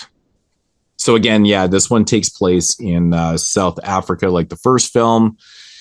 And there is a minor connection. I think through the first half of the film, you're thinking to yourself, how is this connected? And then they actually connected a little bit. There's like one line of dialogue. Isn't it like the offspring of the first sharks? Yeah. They researched it, and they're like, some mad scientist, Dr. Craven, was experimenting on sharks, trying to cure cancer. Yeah, so these were definitely the offspring of the sharks from the first film that were making a fucking commotion here. So so this one right here, like right away, I was like, oh God, we're doing Jaws and Jaws 3 at the same time. I'm like, sweet. And then to my biggest disappointment ever, there's literally 5 minutes of like, water park stuff, and the shark escapes, and that's it. That's all we get. I was like, what the fuck? But I will say, when the shark escapes the gate, I don't know what it was. I was bawling, man. I was like, dude, that is so ridiculous. It just walked. It almost like it purposely. Oh, there's the gate, and then it just kind of nudges out, and I'm like, oh my God, I was pissing myself. I'm like, this is fucking amazing. It's already so much better than part 1. And then the dude that like feeds the shark and gets killed or whatever right before it escapes, like when he gets his foot caught on the rope, and it's just like, and he fucking flies in the water. It's just like, dude, first of all, why the fuck is the food even on a rope? Just throw it in the water. Like, and two, like what a slacker. I felt like that was some Final Destination shit, though, man. It's like all of a sudden he's like sitting, he just all of a sudden the rope goes around his leg. The rope like going into the water, like, and he looks over, he's like, fuck. And it just like jerks him into the water. It's funny, dude. And then like everybody's out there like watching like under in the glass, and his fucking body just like floats up. Everybody starts screaming. Gotta mention though, man, this movie starts out with an Oscar-winning performance, man. So it starts out with these two girls they're diving, and one of them gets eaten by a shark, and then the other one, like after, is like, she's just freaking out. I was like, oh my god, my sister! And I started laughing so hard. I'm like, is this for real? Like the acting was actually so fucking bad. It was so bad, dude, that I was like, oh wow, they actually kept that take. You know what I mean? I was like, that is the best you did. Oh my god! I just right where the beginning too, where like she sees the video of the shark on TV, and she's like, "Oh, it must be that shark. That can be the only shark in the ocean that has their eye injured in the same way I injured this shark." But I'll let it play anyways. I just love it. Like she just rolls up to this aquarium with a shotgun, like ready to take the shark out, and the guy's like, "Hey, if this was anybody but a smoking hot chick, then we would have called the fucking cops." Like, it is out of control that it was just like, hey, don't I think all these movies have fucking women with shotguns in them too. Like shooting fucking sharks with shotguns is like, it's so ridiculous, man. Oh, dude. Oh my god. This guy, I got the idea that this guy looks like Kevin Costner, so I kept calling him Discount Kevin Costner the whole movie. Right. I love the scene where like the kids are playing with the toy boat and they're ripping around in the bay, and then shark fucking like totally just eats it. What the fuck? But it's funny because that happens and like nothing happens from that. Right? I'm just like, maybe the kids didn't tell anybody. I don't know. But like if a great white just like randomly attacked your shit, you'd be like, oh, it's a bigger deal than but again, man, this movie is just filled with stock footage. I mean, it makes sense to use it. I mean, sometimes I would prefer the stock footage to the shitty CG that's used in later films. 100%. But I mean, it's like the backbone, right? Everything's based off of like, the stock footage, which is so cheap filling. Was this the one where they have the same exact shot that like they have in Jaws of Roy Schneider on the beach when he notices the shark attack? That's it. I can't remember. Is that when it turns all fucking? One of them where it like zooms in on him. Yeah, I think it's. Yeah, I think it is at the surfing tournament, or whatever it is. Yeah, it has the same exact shot where it like zooms in on him, and he does like the same like startled reaction in Jaws. And I started just laughing. Right. Yeah, I know it is. Yeah.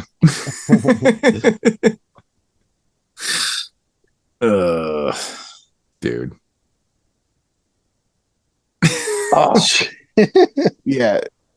Oh, well, the other thing that really made me laugh hard is when they first like when they went out like on a date or whatever, or wanted to like show they were going out, and it had that like montage to that R&B music, and it was some of the worst like Windows Movie Maker editing I'd ever seen. It was just cross dissolve after cross dissolve after cross dissolve of them just doing random things. Right.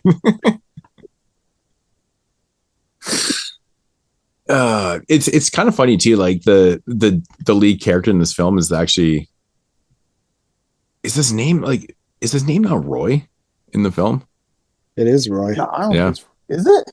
Yeah. Like one of the shark hunters or whatever. The shark hunter. Oh, that guy was funny. Yeah. I was Australian dude. It's all like flamboyant. Yeah. I was like, oh, so this is like Captain Quint, except he's the crocodile hunter. Yeah, exactly. Yeah, exactly what he is. Yeah. Oh god, the Wet Dream. I mean, that was funny. The boat's name was Wet Dream. Come on, shit's amazing. His boat's Roy Bishop. Under. That was his name. Yeah. There's so many stupid parts of this film. It's like the fucking shark hunter dude. He catches that shark and he's like, yo, I got it, man. I got it. And then like the whole scene, I'm waiting for them to mention that like, no, you didn't, because I know that I stabbed out the eye in the shark. They don't even mention it in that whole fucking scene. I'm like, what the fuck? I'm like, they already told us that she stabbed out the eye in the shark. We know it's very identifiable, right? I'm like, dude, come on, man. It's like this. There's definitely more carnage in this one than the other one. It's like spaced out a little better. Yeah. What else is funny? Oh, the Windows 98 when they like go like to look for the sharks. They dip I actually kind of water, and then there's just like 6 sharks like just swimming right in front of them. Those old email graphics and stuff. I'm like, come on, man. It's amazing. Like actually, the ones in the first film are even worse. Like 1999 email. I thought the sex scene was like ridiculous. That made me laugh too. Yep. And also, like, I actually kind of like this actress a little bit better. Yeah, I thought this was the hottest one. Really? Oh man, I think the one in the third one is the hottest one, man. Yeah, this one had. This one was also like the one in the first one. This one's like discount. The first and third one, yeah. Yeah, I feel like this chick looks a little more like normal, where the other girl looks like a little plasticky. Yeah, a little bit. Yeah, I mean, she just said nice ass. I'm an ass person, so I never even saw her face. Also a misogynist, I see. Yeah, apparently, yeah. Man, there's some funny ass scenes, man. There's one scene where some dude gets fucking eaten by a shark here. I think it's in this. Is it? What scene is it? I can't remember. But anyways, the fucking shark looks like a blow up shark. Like they literally, it wasn't even stock footage. They literally, I swear to God, blew up a shark. And like, I was laughing so hard, man. I can't even remember what the fucking scene it was, but it looks like a blow up shark though. Yeah, because like the first, I think like the first like good, like there's the one kill with the sister, but then you get the guy and that gets the rope caught on his leg or whatever. And then it's like a couple like cage dive kills in there, which cage dives are always cool. I like those things. Mm-hmm. I thought it was super. Oh yeah, because the one dude like goes like he gets out of the cage and tries to swim to the boat, and then he gets all like gnarled his up, arm bitten off and stuff. I think that might be where the shark looks kind of silly. Yeah, it literally looks like a blow up shark. Like a blow up shark. Yeah, it does. It's funny, man. Like it pops up, and I'm like, that doesn't even look real at all. It's ridiculous. Oh, and then the one dude, doesn't he like fucking literally slam into the shark with the jet ski? Mm-hmm. He flies over the handlebars. He flies over, but the better version of that is in part 3 when the shark actually eats the whole dude on the sea. Yeah.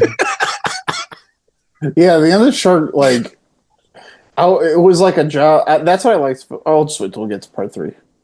Yeah. You know what I find was super corny, man? I mean, it was a product at this time. Like, what is this, 2001? Whatever?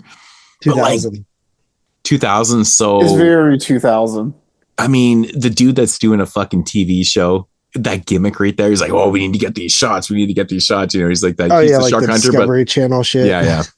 It's so gimmicky, but you know, it was kind of like in its infancy, but at the same time, like shit was kind of popping at that time for like reality shows and like all the type of shit and stuff. Survivor just started. So it's kind of playing off that, right? Like, oh, we need to get this shit. Like he's like, oh, I can get 6 or 7 episodes out of this shit. I'm like, Jesus. Yeah.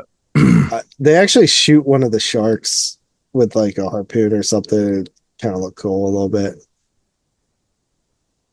Like comes out the side of its face. Mm-hmm. Mm-hmm. It's like a really close up shot, but it was effective. When he fucking caps the shark at the end with his fucking handgun too. Oh yeah, right. Oh yeah. Oh my god, he like literally just comes up behind the shark and caps him. Like,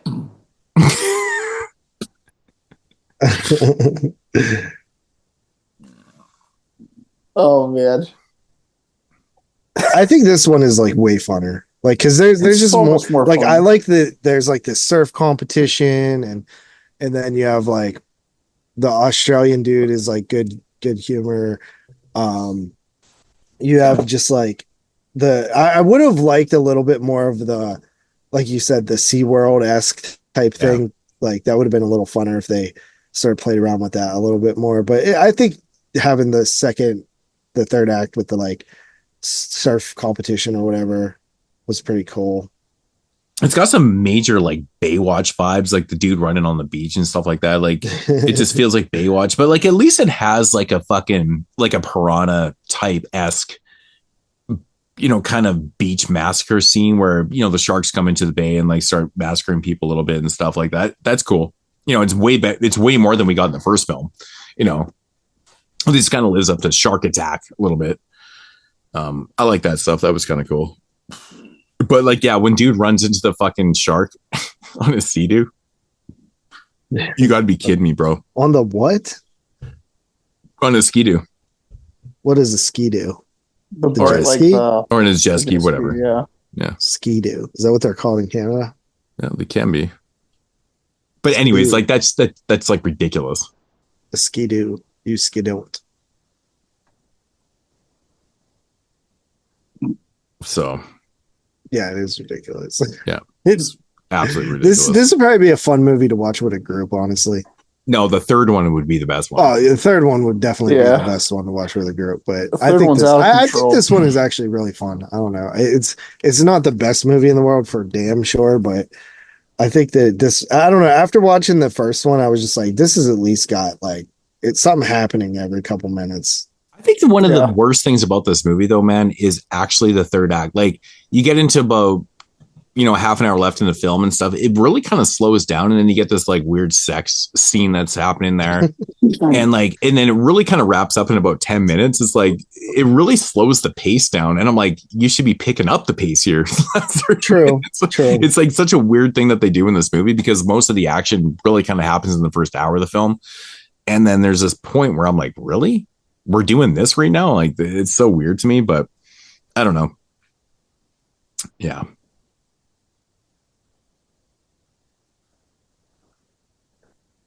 What else? Anything?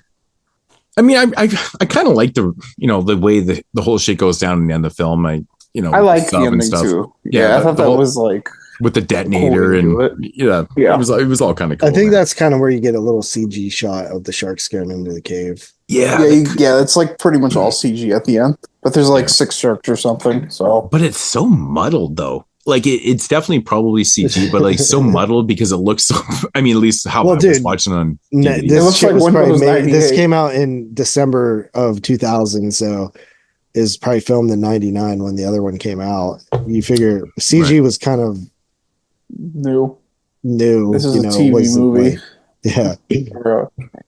So yeah, I think that it is pretty muddled, but I think that it makes sense for the time. Mm-hmm. Mm-hmm. Yeah, I mean, overall, there's not really a lot more to say about the film. Not really. It's your stock jazz ripoff. Yeah. Ratings? Tyler, what do you got? I'll give this one a 5.5. 5.5. Yeah, that's exactly what I'm at on this one too. 5.5. Yeah, I'm at a 6.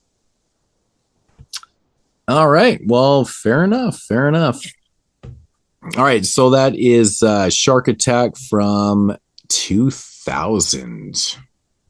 Mm-hmm.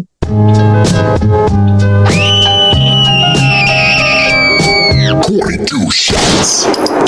All right. So moving into the third and final review here on episode 296, Shark Attack 3, Megalodon from 2002. I give them credit. I remember watching this for 2002 when we did that prep. That was the last time I watched this. But I think that I give them credit for, this is the first Megalodon movie. We've seen a couple since then, obviously the Meg. And there's like a couple like shitty shark ones. But the Megalodon is like an interesting concept. Like scientists pretty much think that this was like a relative of the great white, I think it's like the biggest shark to ever exist. The only really thing that they know about them is based on the size of their teeth, I think. So they're kind of get the scope of the size from the teeth, but pretty scary like idea that there's like these giant fucking sharks, and it's a cool idea that, you know, maybe they're somewhere in the deep water. So I give them props for even coming up with this idea so early on. Because it's pretty cool. And this movie's interesting too, because like it has no correlation with the other two, where the other two actually are kind of related. This one's like a sequel in name only. Mm-hmm. So the first two films are taking place in South Africa, where this one moves to Mexico, where we basically, so it's in Mexico. So, thoughts on Shark Attack 3? So we mentioned before that Jenny McShane returns as a totally different character. She plays Kat in this movie. She's in part one. She plays she's a paleontologist actually, right? Mm-hmm. So, dude, I can't stop thinking. She pretends like she's something else at first. I forget that's like a plot point. So basically what it is, their business card laying around. He's all like, "Oh, you lied to me." Right. Yeah. So we have our marine biologist, played by John Barrowman. I guess is that what his name is. So he finds this tooth in a cable. So this, you got to remember, this is like 2002. So they're still running. I'm sure they probably still do this, but they're running cable underneath the water and stuff like that. It's like fiber. It's like fiber. It's like optic. internet. Yeah, it's basically internet cable, like throughout like the whole oceans, like that are linking all the continents together and stuff like that. Anyways, he comes across this tooth that's stuck in the cable, and there's a history with it. Sharks apparently have been biting these things for years and years and stuff like that. Anyways, he finds this tooth stuck in the cable, and he's like, "What the fuck is this tooth?" He has no idea what this is. So he writes off an email, sends a picture attachment to whatever her character is. And he's like, well, what the hell is this? He's like, I don't recognize it. She has a general idea what it is. So she fakes who she really is, go out there and investigate and stuff like that. And it turns out it's actually like a prehistoric, like Megalodon kind of thing and stuff like that. And carnage ensues. Basically. Dude, yeah, carnage definitely ensues, because at first it's like a baby Megalodon, right? Yeah. So it's like bigger than like a switch they do. Yeah, it's like bigger than like a regular great white, but not as big as like a real Megalodon. Yeah. And so you got this baby one, and there's this dude, and one of the first kills is like this dude with his dog playing frisbee, and he's like, "Go get it, you dumbass." He's like, "Fine, I'll go get it." He goes into the water, and then the shark just like the dog knows, like, I ain't going in that fucking water. Yeah. And then the dude just gets his arm bit off and then his leg bit off, and I'm just like, this is awesome. And then like some of the best shit in this movie, dude, like for real, is like whenever, so they fucking shoot, like it actually the shark like breaks through the bottom of like the boat or something, like breaks through the wall of the boat and shit, and it actually looks like pretty good. It's like, you know, fair. And then I could never understand how that boat wasn't sinking quicker with that though. I know, right? Like, because it's like for the plot. So weird. And our chick there, she shoots it with a shotgun and like blows its brains out, and then like reacts weird. Like in the whole movie, she reacts weird. She's just like, it's just like dying. She like starts crying or something. And then the dude like, yeah, like the dude like consoles her, and it's like, I feel like she saved him. Like, this is like kind of weird. But then you get like probably the epicest thing ever. There's like a lifeguard boat or something like coming up to like save them, and this fucking shark just comes out of the water, this Meg, and eats the whole fucking boat, dude. And it's just like the way that it's done is like the boat's all like flopping around in the shark's mouth, and it looks so fucking it looks like good and bad at the same time. It's superimposed though. It's literally this shot. Like they just kind of put a regular shark. It's like a regular shark coming out of the water. Oh my god, dude! It's so like that. They just shrink down the people in the boat, and And it just And they swallows up. superimpose it. Yeah. The shark literally eats an entire fucking speedboat. Like Yeah. it's so funny. And it's dude. funny because like when the shark's like biting, like the boat's like flopping around, and the dude's body is just like. Dude, I One thing rewound I it. noticed in all these movies is it sounded like they made the sharks like growl at them. Yeah, they do that in Shark Dude, Zone I a lot. actually wrote that down. I said, "What the fuck is with the sharks growling like lions?" It's so weird. Yeah. If you want to see that times 10, watch Shark Zone, the other movie on this. Oh yeah, Because, Shark Zone. like, they it's all terrible. growl the entire time. Yeah.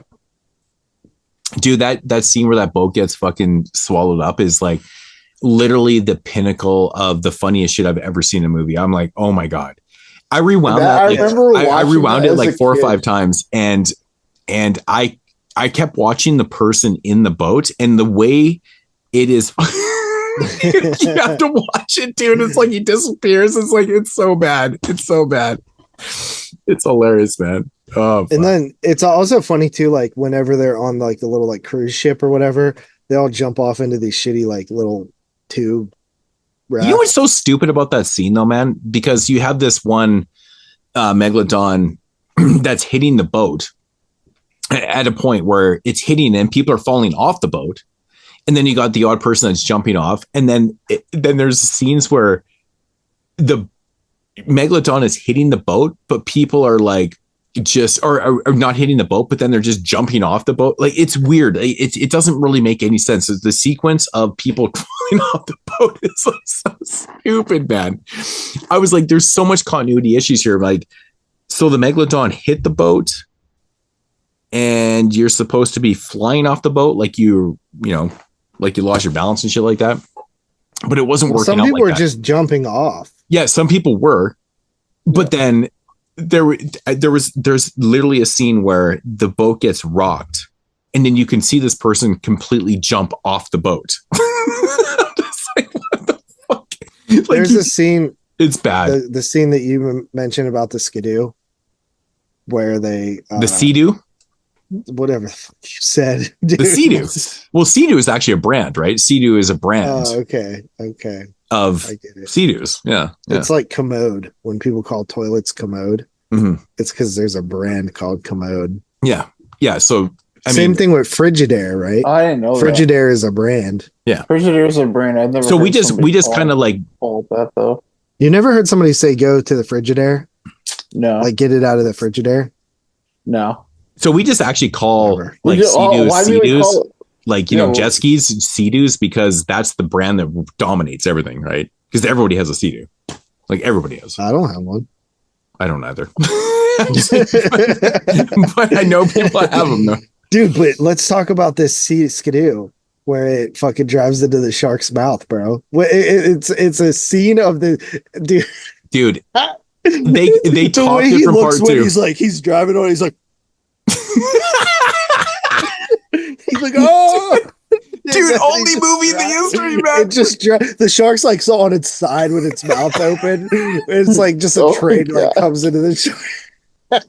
Dude, so I specifically that's what I remember watching this as a kid, and the only things I remembered were exactly what you said, like the fucking shark coming out of the water. And I remember as a kid, that like surprised me. I was like, whoa! So like a little bait switch, and that's exactly what you're talking about. The guy like just like looks the other way and turns around and drives into the shark. Yeah, he's like, and he like looks over. Dude, it's the effect though, man. It's literally this fucking stock footage scene. Just picture of the this. For the shark people who haven't like seen this. on its side with its mouth open. So he's jumping on the water feeding, and they take that out, and then superimpose where this dude drives into the fucking It drives straight into the mouth, bro. dude. It's fucking This so is amazing. this I like superimpose how shit both is so much better than CG, dude. It's fucking amazing. Like I was dying. I paused this movie like 14 times because I was fucking dying. I'm still dying laughing about it, man. I forgot how This is funny one of the and funnest shark ridiculous booms. It looks. This might be one of the funniest and funnest. I mean, okay. To get it straight for the listeners right now that haven't seen this movie is unintentionally hilarious. It's not a comedy at all. There's literally they play it straight the entire time. The entire movie is played completely straight. It's the effects and the way they do it that's so goddamn fucking funny. It is literally comedy gold.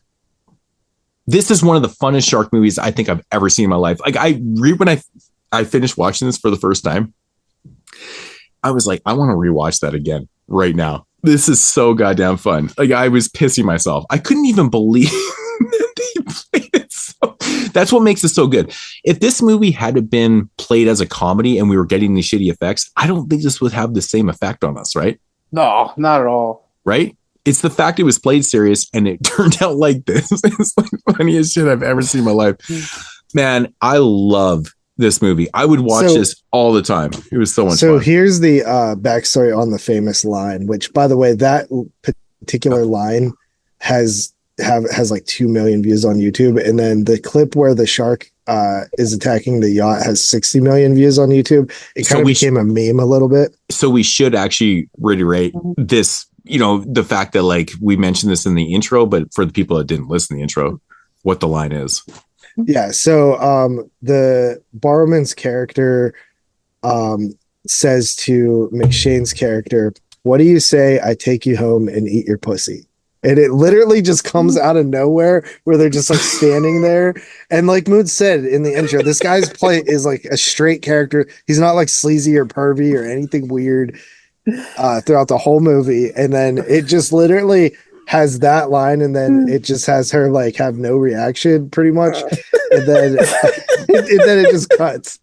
And dude, it's the fucking best thing I've ever heard in my life.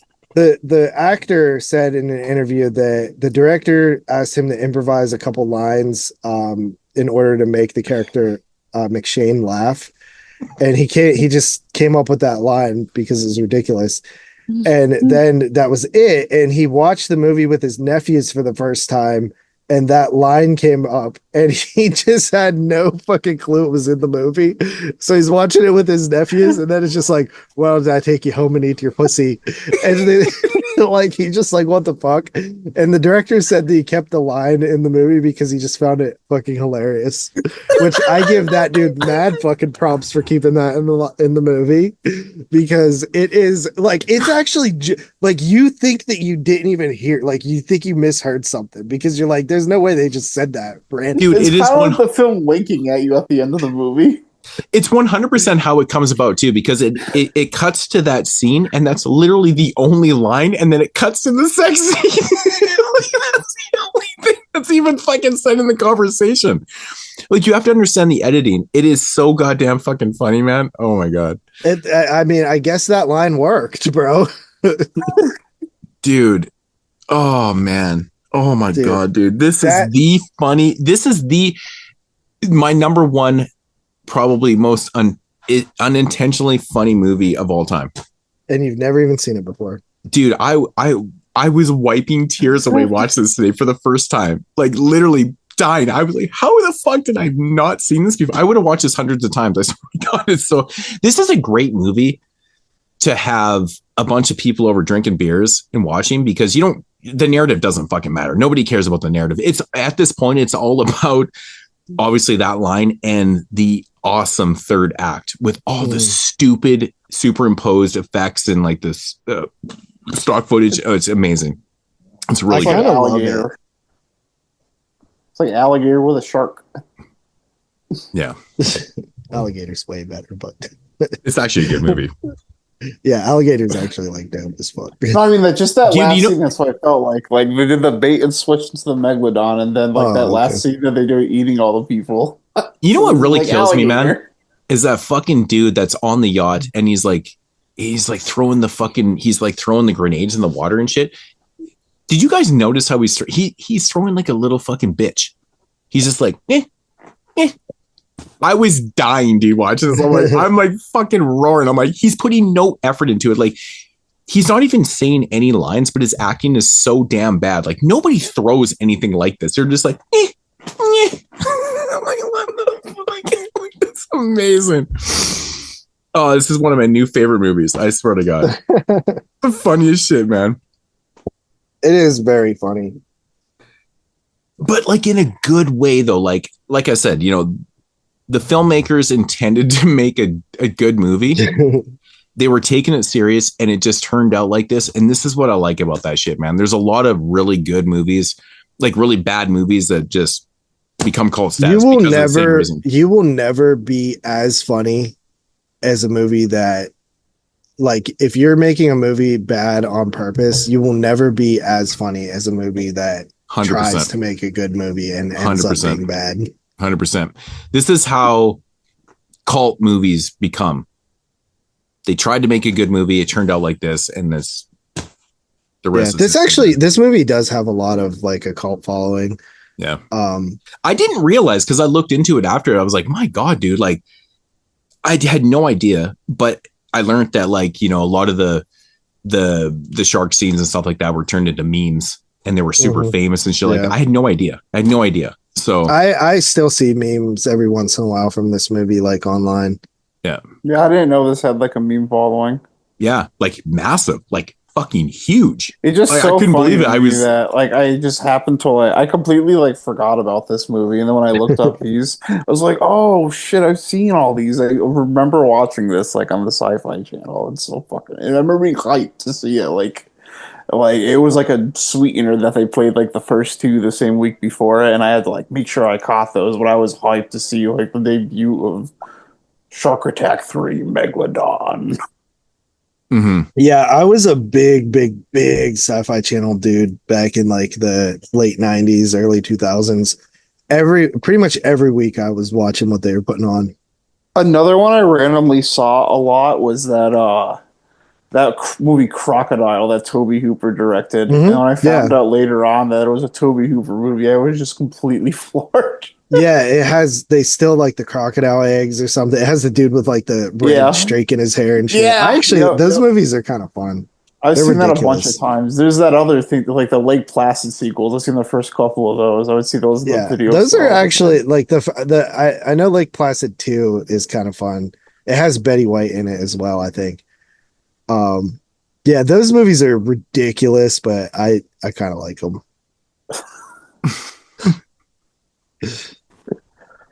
I didn't quite follow when they started doing Lake Placid versus Anaconda, but yeah, I was done by that. This was stuff I watched when I was like 11, 12 years old. Like, probably even that old. That title alone is up there with fucking Last Exorcism. Fucking Lake Placid versus Anaconda. Like, it's a fucking lake, bro. What the fuck do you mean versus? Dude, when guy says fucking Megla who? Pure tears, man. What the fuck? Torpedoes away, motherfucker. Like, this one is like full of one-liners too. Like, you kind of forget about that, man. It's like but like it's not even intentionally there for comedic. It's just the way it comes out, man. It's like so funny. Oh my God, this movie is amazing. Yep, it's pretty funny. Like, I was so like I said, man, watching the first movie, I was like, oh my God, what are we doing here? And the second one was better, and I was like, I popped in the third one going, fuck, dude, like, seriously, this one has. I knew it didn't have any. You're like, God damn it, JP, why did you pick these? Yeah, and I was like, this one doesn't have any continuity, because I like continuity. So this one's like a sequel in name only, pretty much. Like I said, different location, it has no connection to the narrative in the first two. Turned out to be the fucking gem of the year. Shit, I can't stop laughing, dude. I can't even describe how hard I was laughing watching the shit. I was like, oh my God, this movie is so funny. This would be one of the funniest movies to do a fan commentary on, because it's literally could do it because it has so much great I wouldn't say downtime, but it has moments where you could just sit there and talk, right? You could just sit there and talk. It doesn't matter. Like, there's no narrative here that needs to be like overly discussed and shit. It's just a fucking shark, dude. It's just a shark killing people. That's what it is. A prehistoric shark. And man, dude, this is I can't even believe. Where's the Blu-ray? Where's the 4K? Come on. I mean, I have a Blu-ray. I want the 4K. I just want this one. Oh my God, this movie is so good. Funny enough, these are all streaming on Tubi as well. So if you guys are curious out there, they are on Tubi. I assume that's how you watch them, Tyler. I watched them on YouTube. They're also there. Oh. They're free. They're actually like free. I don't know if it's because I have YouTube Premium, but they're like free movies on YouTube. It's not like someone just uploaded them. Yeah. Yeah, dude, there's I one also have the YouTube Premium. There's one part in this film where I couldn't stop laughing, dude. I don't know if you guys caught this, but when our lead female, she tries to shoot the shark with the crossbow and she misses. I don't know if you guys heard the pilot or the guy that was in the pilot or up in the cockpit or whatever. And he's like, oh, son of a bitch. And I think it was like a dub. Dude, I rewound. It took me, well, how long was this movie, by the way? 99 minutes, somewhere around there? 93 minutes. 99 minutes? It probably took me 2 hours and 15 minutes to get through this movie because I kept rewinding and dying laughing. So I don't know if you guys caught this, but like the guy in the cockpit literally goes, oh, son of a bitch. And the way the dub is on that, I fucking roared. I was pissing I kept rewinding going, oh my God, like this is a real movie. It's shit like that kills me, man. I'm like, it was so good. Oh, it's got to be up there with like, if I was to make a top 10,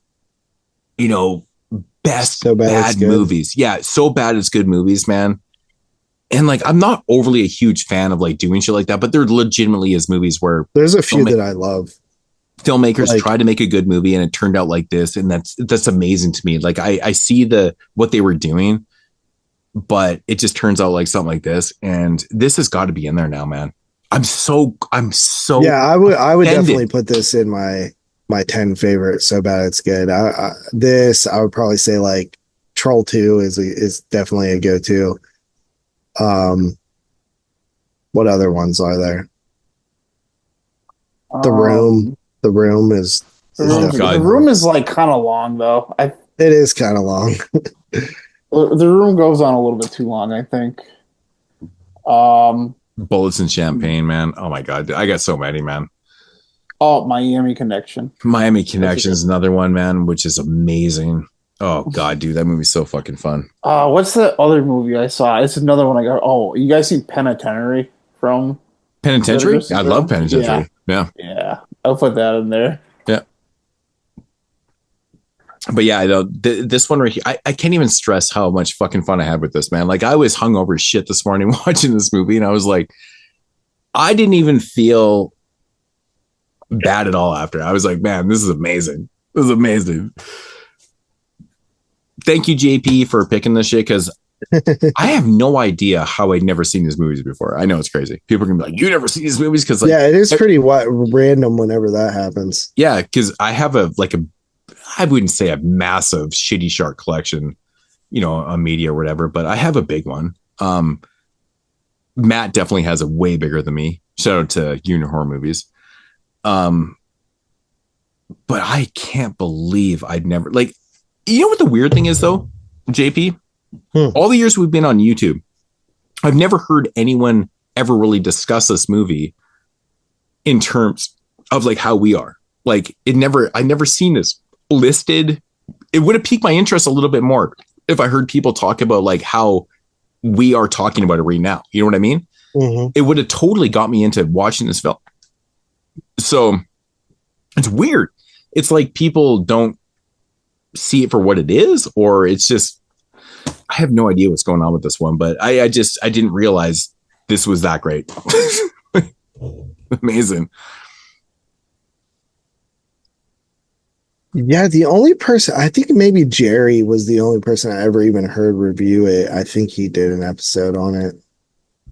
Is it underseen? Is that appropriate? I think it definitely is a little underseen. It has a cult following, but I don't think but the fact it has like memes after it, like and famous memes and stuff, maybe people just, those were famous because they went kind of viral or whatever. Maybe people just I don't think it was. I think that most of the people that even seen the movie don't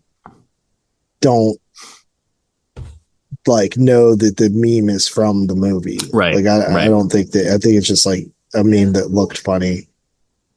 Dude, I love the shark. I love the marlin scene, man, where the old man is like fucking reeling in the marlin and it's like straight up stock footage. It's like ridiculous stock footage. And it's like, it goes on forever. And just like, this is amazing. And he pulls it in after, whatever his big battle. And he's got just a head. It's pretty awesome. But yeah, so this is the movie what I was talking about. So it is part 3 that had the shot of the woman on the beach with her naked titties, and then there's like literally a 10-year-old boy and a girl in the same shot. That one was part 2. This is the one where they had the chick of the boyfriend, and like he ran and they did. Well, no, there's a scene in this movie too, though, with the same thing. Oh yeah, totally, 100%, yeah. And there's like these 2 kids that are right behind them. I'm like, wow, that's like in the same shot, dude. I'm like, that's so bizarre that they did that. I mean, it's Mexico. Like, I've been to Mexico multiple times. I've been there 7-8 times now. And like, I actually tell the story. So the first time I ever went to Cancun, it was me and the wife. It was 2005 was the first time. Anyways, the first thing I saw when we pulled up to our hotel was I go up there, I look out on the beach. There's 2 girls playing beach volleyball topless. I'm like, I love this fucking place. Yeah, I would too. It wasn't even a topless beach. That was the thing. But I also learned from some of the locals and other people that have been there lots. It's like, it's always the European girls because that's just how they are in Europe, right? They just topless all the time and stuff like that. Europeans keep their tops off. I'm like, that's awesome. Fucking awesome. So anyways, but yeah, so I just kind of put it into that perspective in Mexico. It was like, okay, so you got some, but it was weird because it's a shot of the beach where it's like fully loaded with people, but there's kids. I don't know, just kids, and it always seems weird to me. You guys know what I'm talking about, but yeah, I gotcha. Yeah, but yeah, this movie right here has so much stock footage, man. Like the scene where the shark, there's a stock footage scene of a shark eating a seal. Just like, it's amazing. I love it. Good stuff. But there's some decent stuff. Like we got some limbs in this film. At least this movie feels like a horror film, unlike the first one. The second one definitely ups the ante for the the horror film thing. But this one really kind of like takes it to the next level. It's pretty awesome. Agreed. I still don't really understand the part in the narrative where so the sharks are attracted to the electrical feeds off the optical cables and they bite those things. I'm like, is that a real thing? Like I was thinking that, don't they even say something about Verizon was like putting in cables? Yeah. And had some shark issues. So they talk about it like how these sharks, they're always finding teeth in there and stuff. That they're biting the cables. And I'm like, is that a real thing? I'm like, I have no fucking idea. They play it off like it's a real thing. Like sharks are always biting the cables. I'm like, what? Like, okay, it is what it is. But I still think though, I can't get the image out of my head of like, hey guys, we're over here. Hey, we're over here. And all of a sudden, a shark swallows an entire fucking speedboat. I'm fucking laughing about it, bro. It might be the funniest thing I've ever seen. Apparently, there are incidents of sharks fucking with underwater cables. Yeah. But are they attracted to the electrical feeds? Because they specifically say that in the film. Yeah, I don't think that's like accurate. I think that's like a myth, though. Like it does seem like that is something that people talked about on the internet. So right, it probably like that's what people thought or something. But I think it's just more of a curiosity thing. Man, I laughed so hard at the one part where it's just dialogue too. They're like, no, seriously, the shark was the size of a fucking, or it was like 60 feet long. Really? 60 feet long? Yeah, it was like the size of a fucking Greyhound bus. And I'm like, bro, a Greyhound bus is not 60 feet long. How long is a Greyhound bus? Not 60 feet, I can tell you that. Yeah. No? I could be completely wrong on that, but they're definitely not 60 feet long. There's no way. But I rode one before. Well, I've been on Greyhounds a few times actually. Like 50 foot Yeah, long. so just to put They're about 50, 60 yeah. feet in perspective, I like have trucks that have at work that hold like carry 45,000 pounds worth of stuff, like and a machine on the back that are 40 feet long. But the fact that they talk about plus the truck, like it would have to be like, yeah, that 60 feet is fucking huge. It's nowhere close to a Greyhound. Yeah. The fact that they talk about like a 10-foot wide mouth, dude, that is scary as fuck. 10-foot wide mouth, bro. Like, yeah, like that's crazy. That's a basketball fucking hoop length in your mouth wide. It's crazy. Mm-hmm. Scary shit, man. Scary shit. But, yeah. Anyways, man, this is definitely the funniest movie I've watched in so long. It's amazing. I absolutely love this movie. So my rating on what, you guys have anything else? No, I'm good. Shark Attack 3 Megalodon, man. This is one of those weird films where I'm like, this is just coming from the enjoyment factor. Like, this is a 9 out of 10 for me. I love this movie. I would watch this all day, every day. I feel like the first movie was super serious. The second one was serious, but was still fun, you know. But this one just on a different level. I'm glad it was a name, just a sequel name only, but I didn't really follow that narrative. They kind of did something different, but this has some of the funniest moments you'll ever see in a film in a good way, So get some beers, grab your friends, and enjoy if you've never seen this, man. I feel like I'm very, very late to the party. 100% I am. Like 23 years late on this one. I loved it. One of my new favorite bad movies. Amazing. JP. Yeah, I can't go quite that high. I definitely like it more than the first two. I came in at a 6.5 out of 10. Yeah, I liked it, but I didn't like it as much as Moodz did, but I will give it a 6 to assert its dominance over the other two films. How are you guys not? I was literally wiping tears away 4 times in this film. Like, I couldn't stop laughing. I couldn't stop. Like, when that dude gets swallowed on his seat. Come on, bro. Like, dude, I was like, this is the best shit I've seen this whole. I couldn't believe how this movie was like. It was kind of pretty serious until the last 40 minutes when everything started going down. When and the Megalodon like, showed up. Yeah. And then there's like, no fucks were given. We're just going to go and do everything that's going to make people howl. But obviously that's not their intent. But oh my God, dude, this movie is so fucking funny. Like, in a really, really good way, man. Really, really good way. I would love to do like a summer, like, horror marathon kind of drive-in thing, like hosted, whatever. I would play this movie for people. Yeah. I love the idea of creating a like marathon. It's like a fun idea. I think about it a lot, where it's like, what would I program? I'm fucking sitting here watching this movie today. Here's a story. And one of my dogs starts going crazy upstairs. I'm like, Macy, shut the fuck up. I didn't realize that someone had dropped off some packages or whatever. So anyways, here's the context of the story. Friday, me and the wife were having a couple of beers. And I was like, man, I really want to get a projectioner for the cabin, because we have multiple pits around our property. Yeah, for like watching movies. So on the side of the cabin's huge open area. And I kind of mentioned, I'm like, man, it's a perfect area to project films onto there, because the way the sun sets and stuff, like there's no light, blah, blah, blah. It's perfect. It's like a perfect area. We have a pit up there, fire pit. Yeah, passing, talked about it, whatever. Grabbed the mail today. I had a bunch of movies out there, and there's this big ass box with the protection thing.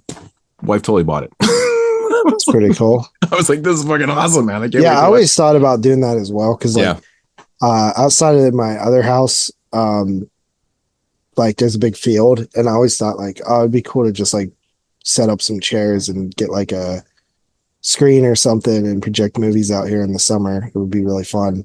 Yeah, I'm really looking forward to doing that, man. like super excited right now. So yeah, I went when I first saw Maddie's movie, Trash Removal, the one that I think it was the first thing that Carly did with her. Mm-hmm. It was at some dude's house in Pittsburgh proper, and he had a projector outside with a screen and stuff, and a bunch of people that worked on the movie and stuff and friends all came over. It was pretty dope, man. Just like beers, chilling in the yard, watching it. It's cool. Yeah, that's fucking awesome. Yeah. But yeah, so that is our second summer episode. Yeah, that's going to conclude Shark Attack 3 Megalodon. Go check it out from 2002. And yeah, our second summer episode. So we'll be back with another one next month. We're not entirely sure. Yeah, I think we're doing the summer vacation horror, which I guess we could just say what the titles are. We each picked one. It was honestly a pretty solid lineup. So you got Tyler's pick, which is the Funny Games original from what, 99? 1997. 97. So yeah, Funny Games, 1997. It is a summer movie, right? You did double check that. Yeah, I've seen this movie many times. Yeah, they go to like a summer house or something. Yeah, they go to their summer vacation house for the weekend. So so that one is pretty good. I've seen it before.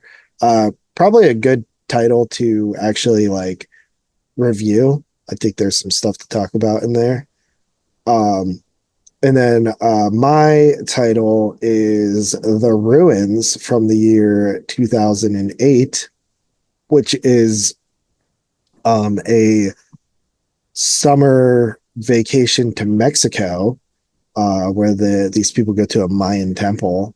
I've always been a really big fan of this movie. Kind of based on a book. The book is actually very icky as well. Very nasty. Kind of a body horror film a little bit, but also like a nature film, nature horror. And then Moodz' pick is also from 2008. So we got double 2008s here, which is a Eden Lake 2008. So Eden Lake, a couple out in the English countryside go on vacation, little getaway that turns bad, which I'm also a big fan of Eden Lake. So yeah, pretty cool. Moodz, we both picked 2008 movies. Interesting. Yeah. So so that'll be our summer vacation episode of Summer Horror. And then I think a month after that, we'll probably get around to the Hills Have Eyes franchise. So you're looking at like August for the contest. I don't think we have a single review yet for the contest for the Hidden Gems episode. No, we don't actually. Some people have said they were working on them that I've talked to. Like Caleb said he'll probably do like a video. I think he said that he's might like Tyler's more this year than last year, but I told him that he could still hate on Tyler. Caleb from Australia. I will be genuinely surprised. He didn't like if City of Pirates is not his least favorite movie of both the years. What about mine? I don't think he commented on yours or mine. I think he said I think he just notoriously didn't like any of mine last year. He thought I think one was okay. I think that somebody mentioned earlier that they couldn't find. I think it was probably She's Dead. I think it was Sam who mentioned that. Yeah, somebody said they I want to watch this, man. It sounds cool. And I'm like, they couldn't find it. It makes kind of sense though, man. It is pretty indie. And yeah, this motherfucker picked not like a hidden gem that is literally not findable. It's so hidden that it was literally hidden. Yeah. I mean, that wasn't really my intent though, but I actually really enjoy that movie. So I feel fuck, I should talk to Nick actually and be like, bro, you need to get that shit up on more. Even if he could put it up for rent or something like that. Yeah, I you know what, man? I'll get on the horn with Nick and I'll be like, bro, like you need to put that shit up a little bit further because I talked about your film because I haven't talked to him since I did that. Yeah. So I'd be like, bro, like put that shit out there because I talked about it and people want to watch it. So a little bit of exposure for him too. So yeah. Yeah. What else? I think that, so then it'll be, so on that Hills Have Eyes show, if anybody has entered, that's when we'll figure out who won or whatever. But yeah, as we said, just leave a comment or a video response to talking about the movies that we picked for our hidden gems. And if you do that, each movie that you review will be an entry to win some stuff. I can't believe that. No, like not one review is coming. That's crazy. That's crazy. Yeah. I mean, it does take a while. If somebody's trying to do all of them, it would take a while to watch 15 movies, you know, especially if you're not someone like us who watches. I know some people have like watched some of these movies because on a couple of these movies on Letterboxd, like random people who follow all three of us have liked my review of it. So I know like at least like some people are definitely watching movies. Cool.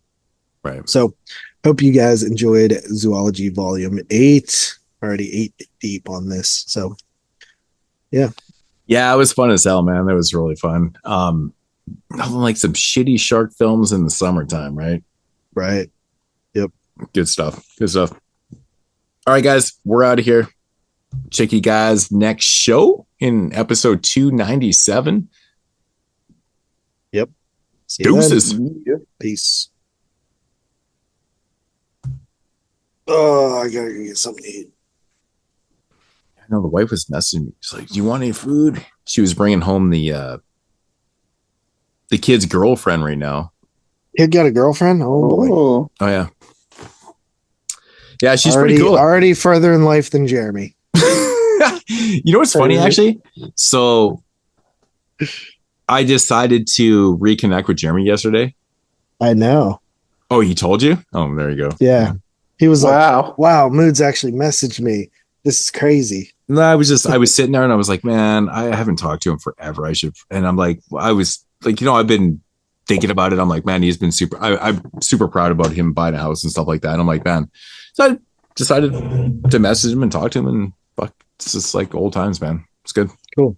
Yeah. He's definitely matured like a ton. When he came to Wasteland, the year you missed, he was like definitely really chill. Well, I even said to him, not like, as high strung. Yeah. I even said to him, like, I mean, I'm going to be there again this year with everybody and stuff like that. You should come.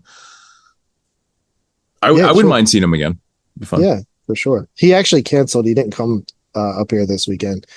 His really? travel buddy ended up having to work or something, so he couldn't make it. But I still went to fucking Kennywood without him. Rode some roller coasters. Fuck, dude. I love roller coasters, man, but I hate the heights, man. It's like it's such a rush for me. We have one, the Steel Curtain. It has the highest inversion in America. So, you know, it's pretty fucking scary. Like, I'm not generally like a heights afraid guy, but I rode it one time and I was like, fuck, that was intense. Like, it's such a long ride up the fucking first drop. It's just, whoo, boy.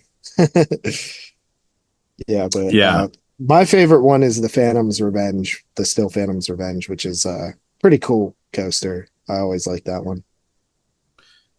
Yeah, I love roller coasters, man. It's just like, if you've ever seen the movie Adventureland, the Judd Apatow movie with Jesse Eisenberg, that whole movie was filmed at this theme park, the Kennywood, which is like 30 minutes from me. I grew up going there. Like, it's like the one thing Pittsburgh really has for entertainment wise, but the whole movie was filmed there. And actually my friend's cousin is actually got a role in a little role in the movie because he was just walking in Kennywood one of the days they were filming, and he had on like these tiger striped pants because he was like fucking little weird kid, like that was like in a band and shit, so he wore all kind of weird shit. And the director was like, hey kid, do you want to make a quick buck? And was like, I like your look, do you want to there's just one line, like, go to throw something on the ground next to the dumpster, and then the dude on the microphone's like, "Hey kid in the clown mouth," because the trash cans have clown mouths, and he's like, "All you got to do is throw it at him and say eat it." So he made like $250 just to like do that line, which is pretty cool. That's pretty fun. But yeah, it's pretty dope. I love that movie because of that, but I actually think the movie itself is like pretty solid. It captures like that great vibe of like summer when you're a kid and like having a job or something. It's pretty neat. Yeah, I agree. Actually, it's actually decent. Yeah. I should revisit that one. I haven't watched it in like 10 years. But yeah, the whole thing's filmed at that. It's so cool to see like that's our park. Right. But so anyway, what's going on with the fucking whole the Romero fucking Dawn of the Dead mall right now? Like, you know about that shit, right? I think they somebody bought it or something. I don't really know the details of it, honestly. I haven't really followed it much. There's a campaign starting right now, like they want to actually put it as a historical landmark, which they can't demolish it then, right? So yeah, that would be really awesome because I would hate for them to demolish that mall. It's just very historic, you know. Well, it's going to happen if it doesn't get turned into like a landmark kind of thing, right? So yeah. Fucking developers, they don't give a fuck, man. They're just like, whatever, money. I'm like, man, you can't take down that shit, man. Like, oh, dude, if they demolish that shit before I actually get to see it one time personally, I'm gonna be so pissed.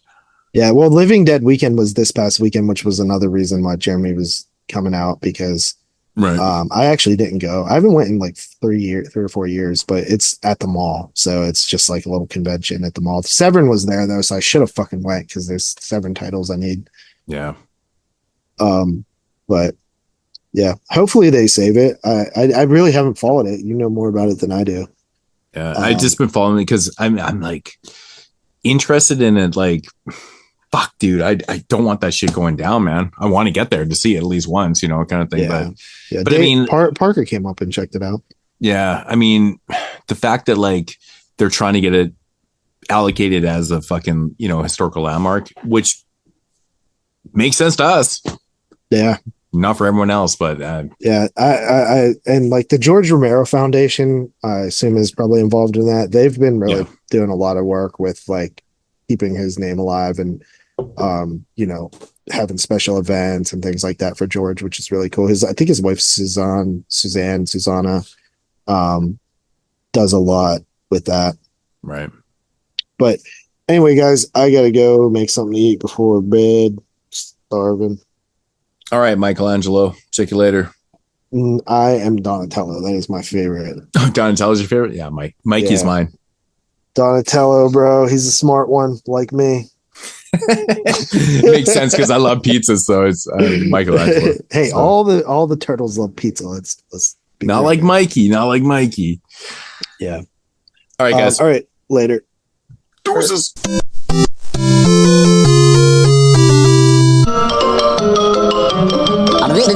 That's all, folks.